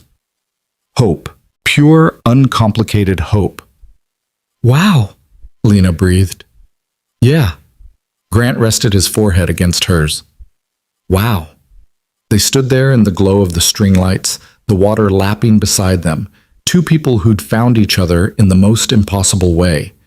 And for the first time since that terrible day 3 years ago, Grant thought maybe, just maybe, his heart knew the difference between grief and love. The kiss changed everything and nothing all at once. Grant drove Lena home in a daze, their hands intertwined across the center console, both of them grinning like teenagers who'd just discovered something revolutionary. When he dropped her at her apartment, they kissed again, longer this time, deeper, until Lena pulled back laughing. Slow, remember? We said slow. Right, slow. Grant couldn't stop smiling. This is me being slow. If this is slow, I'm terrified of what fast looks like. But she was smiling too, her eyes bright in the streetlight. Good night, Grant. Good night. He watched her climb the steps, waiting until she was safely inside before driving home. The house was dark when he arrived. His mother had put Mia to bed hours ago and left a note on the kitchen counter. She asked about you and Lena approximately 47 times. I told her to ask you herself. Good luck. Love, Mom. Grant climbed the stairs to Mia's room, peeking in to find her fast asleep, her stuffed rabbit clutched under one arm. He stood in the doorway for a long moment, watching her breathe, thinking about how much his life had changed in just a few months. But when he finally crawled into his own bed, guilt came creeping back like an unwelcome visitor. He'd kissed Lena. He'd wanted to kiss Lena, and some part of him felt like he'd betrayed Elise, crossed a line that couldn't be uncrossed. Grant reached for his phone, pulling up the last photo he'd taken of Elise, her holding newborn Mia in the hospital, both of them exhausted and radiant. He stared at it for a long time, waiting for some sign, some feeling that would tell him whether what he was doing was right or wrong. The photo, as always, remained silent. Sleep didn't come easy. When Grant finally drifted off around 3 in the morning, he dreamed of Elise. Not a nightmare, but not quite peaceful either. They were in their old apartment, the one they'd lived in when they first got married. Elise was packing boxes, moving methodically through rooms. "Where are you going?" Dream Grant asked. "I'm not going anywhere," Dream Elise said, smiling that smile he'd fallen in love with. "But you are. You're moving forward, Grant. Finally." "I don't know if I can." "Yes, you can." She walked over, cupping his face in her hands the way she used to. "You're already doing it, and I'm so proud of you." "But what about you? What about us?" "We'll always be us. Nothing changes that. But Grant..." Her voice grew softer, more distant. "I'm gone. I've been gone, and you've been so busy holding on to me that you forgot how to hold on to life. I don't want to forget you. You won't. You couldn't if you tried. I'm in every part of you, every part of Mia, but that doesn't mean you have to stop living." Grant woke with tears on his face and his phone buzzing on the nightstand. 6:30 in the morning, Mia's alarm going off in her room. He wiped his eyes and went to wake his daughter, carrying the strange piece of the dream with him.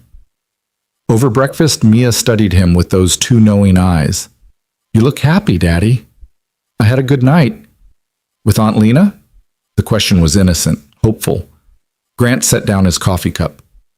"Yeah, with Aunt Lena. Is that okay?" "I told you already, silly. It's okay." Mia poured an alarming amount of syrup on her pancakes. "Are you boyfriend and girlfriend now?" The question was so direct, so childishly simple, that Grant almost laughed. "Maybe. We're figuring it out." "Okay. Can she come to my ballet recital next month? It's really important, and I want her there." "I'll ask her." "Good." Mia nodded, satisfied, and returned her attention to drowning her breakfast in syrup. If only adult relationships were that simple. Ask a question, get an answer, move on. But Grant was learning that sometimes children understood things adults overcomplicated. Love didn't have to be tangled in guilt and fear. It could just be love. The next few weeks were a careful dance of moving forward while honoring the past. Grant and Lena went on proper dates, movies and dinners, a hiking trip that left them both sore and laughing. They held hands in public, kissed goodnight on her doorstep, talked for hours about everything and nothing. But they also maintained boundaries. Lena didn't stay over when Mia was home. They didn't rush into labels or declarations. They just existed together, learning each other, building something new on a foundation of shared grief and tentative hope.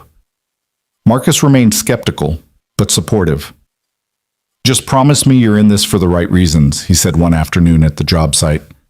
"What are the right reasons?" "That you're choosing her because of who she is, not because of who she reminds you of." Grant had thought about that question every day since their first kiss, and every day the answer became clearer. Yes, Lena looked like Elise, but she laughed differently, fuller, louder. She took her coffee sweet instead of black. She was patient where Elise had been impulsive, cautious where Elise had been bold. She was her own person, distinct and separate, and that's who Grant was falling for. "I'm choosing her because she makes me want to be better," Grant said finally. "Because she's kind and patient and somehow sees past all my broken pieces to something worth caring about. Because when I'm with her, I feel like I can breathe again."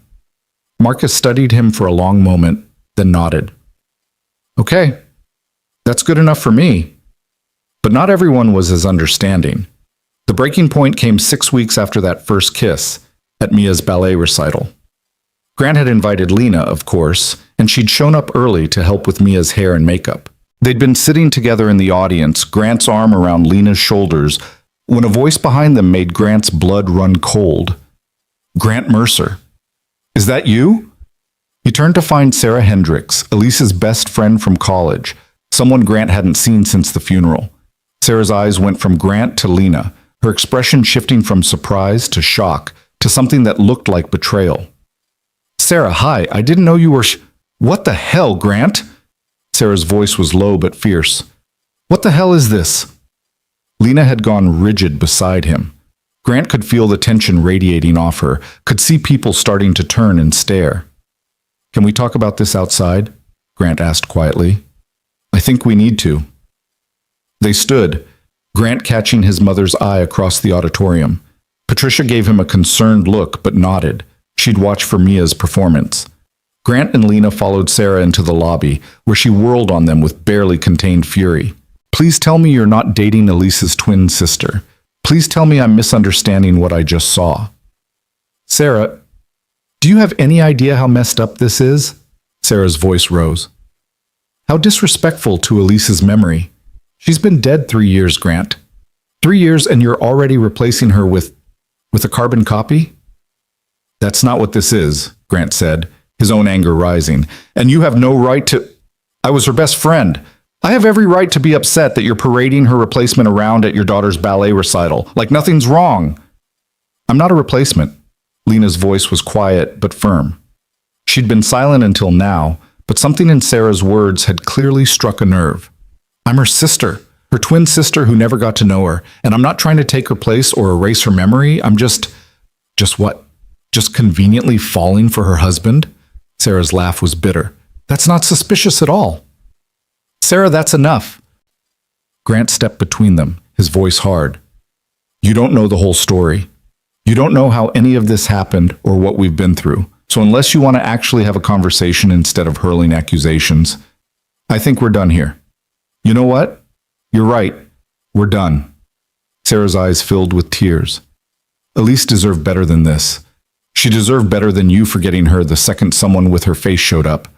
The words landed like physical blows. Grant opened his mouth to respond, but Sarah was already walking away, her heels clicking on the polished floor. In the silence that followed, Lena turned to Grant, her face pale. Maybe she's right. She's not. Maybe I am a replacement. Maybe this whole thing is wrong. Lena's voice shook. Maybe we're both just so desperate to fill the hole Elise left that we convinced ourselves. Stop. Grant grabbed her hands. Look at me. Sarah is hurting. She lost her best friend, and seeing us together brought all that grief back. But that doesn't make her right. How do you know? Tears spilled down Lena's cheeks. How do you know you're not just seeing Elise when you look at me? How do you know any of this is real? Grant could hear Mia's ballet class being called to the stage inside. In minutes, his daughter would perform, looking for him in the audience. He had seconds to say something that mattered, something that would either salvage this or watch it crumble. I know, he said, pulling Lena close, because my heart knows the difference. I loved Elise. I will always love Elise. But when I kiss you, I'm not kissing her ghost. When I hold you, I'm not pretending you're someone else. When I imagine a future, I see you, Lena Ward, social worker, terrible cook, woman who cries at insurance commercials but laughs at horror movies. You, not her. But I look like her. You do. And at first, that was all I could see. But now... Grant tilted her chin up, forcing her to meet his eyes. Now I see you. The way you bite your thumbnail when you're nervous. The scar on your wrist from falling off your bike when you were 8. The fact that you sing off key but on completely different songs than Elise did. Every single thing that makes you you, not her. Lena searched his face, looking for doubt, for hesitation. Whatever she found there must have satisfied her because she sagged against him, burying her face in his chest. I'm scared, she whispered. Me too. But I'm more scared of losing you because we let other people's opinions matter more than what we know is true. They stood there for a long moment, holding each other in the lobby while muffled applause echoed from inside. Then Lena pulled back, wiping her eyes. We should get back. Mia will be looking for us. They returned to their seats just as Mia's group took the stage. Grant's daughter spotted them immediately, her face breaking into a huge grin. She waved enthusiastically, completely against ballet etiquette, and Lena waved back, laughing despite her tears. Patricia leaned over during the performance. Everything okay? Getting there, Grant murmured. After the recital, they took Mia out for ice cream, and she chattered nonstop about every step, every turn, every moment. She was oblivious to the tension earlier, wrapped up in 6-year-old excitement, and Grant was grateful for it. That night, after tucking Mia in, Grant found Lena sitting on his back porch, staring at the stars. He handed her a beer and sat beside her. Sarah called me, Lena said quietly. After we got home, she apologized. Grant raised his eyebrows. That was quick. She said she talked to your mom. Patricia apparently gave her an earful about minding her own business and not judging situations she doesn't understand. A small smile crossed Lena's face. Your mother is fierce. She learned from raising 3 boys.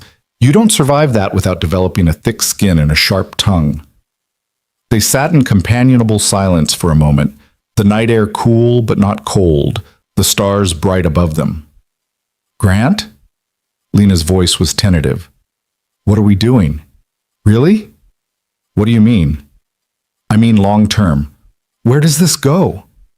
Because we can't keep existing in this limbo forever. At some point, we have to decide if we're building something real or if we're just what? Just 2 people holding on to each other because we're both scared of being alone. Grant turned to face her fully. Is that what you think this is? I don't know what to think anymore. Today, with Sarah, it made me realize that not everyone is going to understand. Not everyone is going to approve. And if we keep going down this path, there will be more Sarahs, more judgment, more people questioning our choices. Let them question. Easy for you to say. You have Mia, your mom, Marcus, people who support you no matter what. I have a few friends from work and a therapist who thinks I'm working through complicated grief. Lena's voice cracked. What if they're all right? What if this is just complicated grief? Grant set down his beer and took both of Lena's hands in his. Do you love me? The question hung in the air between them, enormous and terrifying. Lena stopped, started again. I think so, but how do I know it's real? How do I know I'm not just... Lena. Grant's voice was firm. I'm going to ask you again, and I want you to answer with your gut, not your head. Do you love me? She met his eyes, and he saw fear and hope and vulnerability all tangled together. Yes, she whispered. God help me, yes. Then that's all that matters. Everything else, the judgment, the complications, the fear, we'll figure it out together. But I need you to know something. Grant took a deep breath. I love you too. Not because you look like Elise, not because you're a connection to her, but because you're you. Because you make me laugh and challenge me and make me want to be better. Because you're patient with my daughter and kind to my mother and put up with my terrible jokes. They really are terrible, Lena said, but she was crying again, smiling through her tears. I know, but you laugh anyway, and that's how I know this is real. They kissed there under the stars, and it felt like a promise, like a commitment to whatever came next. When they finally pulled apart, Lena rested her head on Grant's shoulder. What do we tell Mia? She asked. The truth. That we care about each other, that we're trying to build something together, that loving me doesn't mean she's forgetting her mother. And if people judge, then they judge, but Lena... Grant tilted her face up to meet his eyes. I've spent 3 years living in the past, treating my present like something to endure until I could rejoin Elise somehow. You taught me that I can honor her memory while still building a future. That's not betrayal. That's survival. That's living. Lena kissed him again, soft and sweet, and Grant felt the last of his guilt begin to dissolve. Not disappear entirely, he knew it would always be there. A small voice asking if he was being disloyal. But it was quieter now, drowned out by something stronger. Love. Hope. The possibility of happiness. Over the next few months, they built their life carefully, deliberately. Lena started staying over more often, her toothbrush appearing in Grant's bathroom, her clothes migrating to his closet.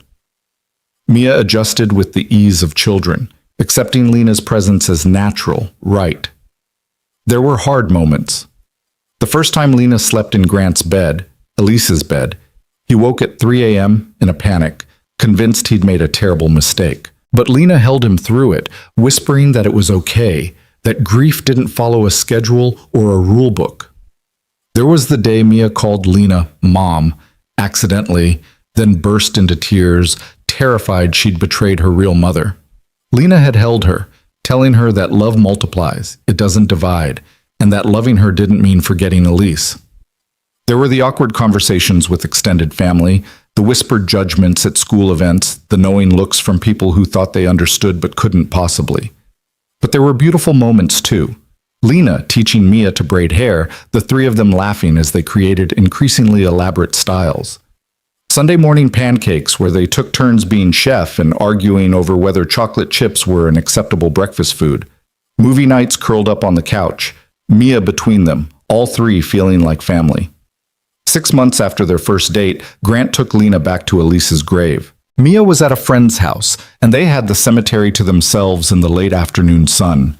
Lena knelt by the headstone, placing fresh flowers, sunflowers, Elise's favorite. "Hi," she said softly. "I'm sorry it took me so long to come back.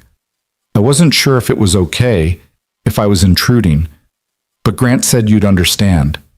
She paused, as if waiting for a response. Grant stood back, giving her space. "I'm taking care of them," Lena continued, "your husband and your daughter. And I know I can never replace you. I would never try. But I'm loving them the best I know how. I hope that's okay. I hope," her voice broke, "I hope wherever you are, you know that they're happy, that we're all trying to be happy." Grant moved closer, putting his hand on Lena's shoulder. She looked up at him, tears streaming down her face, and he knelt beside her. "Elise," he said to the headstone, "I need to tell you something. I'm going to ask Lena to marry me." Lena gasped, her head whipping toward him. "What?" "Not right now, not today, but soon." Grant kept his eyes on Elise's name carved in marble. "And I needed to tell you first. Needed to make sure you knew that this doesn't erase what we had. You were my first love. You gave me Mia. You taught me what it meant to build a life with someone. I'll carry that forever." He turned to Lena, taking her hand. "But I'm ready to build a new life now. A different life. And I want to build it with Lena. She's not replacing you, Elise. She's just continuing the story. Our story. In a way neither of us expected." They sat there in silence, the three of them, two living, one gone, connected by love and loss and the strange, beautiful way life moved forward even when you thought it couldn't. A year after their first kiss, Grant proposed. Not at a fancy restaurant or on a beach at sunset, but in their kitchen on a Tuesday morning. Mia was at school, and they were making breakfast, and Lena was laughing at something stupid Grant had said, and suddenly he couldn't wait another moment. "Marry me." Lena turned, spatula in hand, batter dripping on the floor. "What?" "Marry me." Grant dropped to one knee right there among the breakfast chaos. "I know this is insane. I know it's complicated and unconventional and probably every kind of weird. But I love you, Mia loves you, and I want to spend the rest of my life building something beautiful with you." Tears spilled down Lena's cheeks. "Yes," she breathed. "Yes, yes, yes." They were married 6 months later in a small ceremony at the same church where Grant had married Elise. Some people whispered, but Grant didn't care. His mother cried happy tears. Marcus stood as best man and gave a speech about second chances and the courage it takes to love again. And Mia, in her flower girl dress, declared it the best day ever, approximately 17 times. During the vows, Grant did something unconventional. He pulled out a second ring, Elise's wedding band, which he'd kept in his dresser drawer for 3 years. "This ring belonged to my first wife," he said, his voice steady, "Lena's sister. And with your permission, I'd like to give it to our daughter when she's old enough, because Elise deserves to be part of this family, part of this story. She always will be." Lena nodded, tears streaming. "She's part of all of us. Always." Years passed. They had another child, a son they named Elliot, with Elise's middle name as his. Mia grew into a teenager who remembered her mother in fragments, but knew her through stories, through Lena's memories, and Grant's love. She understood she'd been given a gift. 2 mothers, in a way. One who'd brought her into the world, and one who'd helped raise her. Grant kept photos of Elise throughout the house, alongside pictures of his new family. They visited her grave every year on her birthday, bringing flowers and updates, talking to her like she was still part of their lives. Because she was. Always would be. One evening, when Mia was 15 and Elliot was 7, they sat around the dinner table, Grant and Lena and their children, and Mia asked the question she'd been too young to ask years before. "Dad, How did you know? How did you know it was okay to love Lena when you still loved Mom? Grant looked at his daughter, now almost a woman, and then at Lena, who'd become the center of his world in ways he'd never expected. He thought about all the years, all the grief and guilt and fear, all the moments of doubt and breakthrough. "Your mother told me something once," he said finally, "on our wedding day. She said love doesn't run out, it grows. And I didn't understand what she meant until I met Lena. I thought my heart was full, that there was no room for anyone else. But your mom was right. Love multiplies, it expands. And choosing to love Lena didn't mean loving your mother less. It meant my heart grew big enough to hold both." Mia nodded, processing this. "Do you think Mom would be happy about all of this?" Grant exchanged a glance with Lena, and she nodded, giving him permission to speak the truth they'd both come to believe. "I think your mother would be proud," he said. "Proud that we didn't let grief destroy us. Proud that we found a way to honor her while still building something new. Proud that you have a family full of love, even if it looks different than she imagined." "I think so too," Mia said softly. Then, with the resilience of youth, "Can we have dessert now?" They laughed, the moment of heaviness lifting, and Elliot ran to get ice cream from the freezer. Grant watched his family, this beautiful, complicated, unexpected family, and felt something he'd thought he'd lost forever. Peace. Pure, uncomplicated peace. That night, after the children were asleep, Grant and Lena stood in their backyard under the stars, the same stars that had witnessed their first real conversation about love. "Do you ever regret it?" Grant asked. "Choosing this? Choosing us?" Lena turned to him, her face illuminated by moonlight, and smiled. Not Elisa's smile, Lena's smile, warm and sure and entirely her own. "Not for a second." "You taught me something, Grant Mercer. You taught me that family isn't just about blood. It's about showing up. It's about choosing each other every single day, even when it's hard, especially when it's hard." "I learned that from you," Grant said, pulling her close. "Then we learned it together." They stood there in their backyard, in the home they'd built, surrounded by the life they'd created from grief and hope and impossible coincidence. And Grant understood finally, truly, what Elise had meant all those years ago on their wedding day. Love doesn't run out, it grows. He'd loved Elise. He loved her still, would carry her in his heart until his last breath. But he also loved Lena, differently, separately, completely. Two loves, two women, two chapters of one life. And somewhere, he liked to think, Elise was smiling. Not because she'd been forgotten or replaced, but because her sister had found what she'd lost, and her husband had found his way back to living, and her daughter had grown up surrounded by love. That was her last wish, after all. Not that he forget her, but that he keep living. And with Lena beside him, their children sleeping upstairs, and his heart finally at peace with loving both the past and the present, Grant had kept his promise. He was living. Truly, fully, completely living. And it was enough.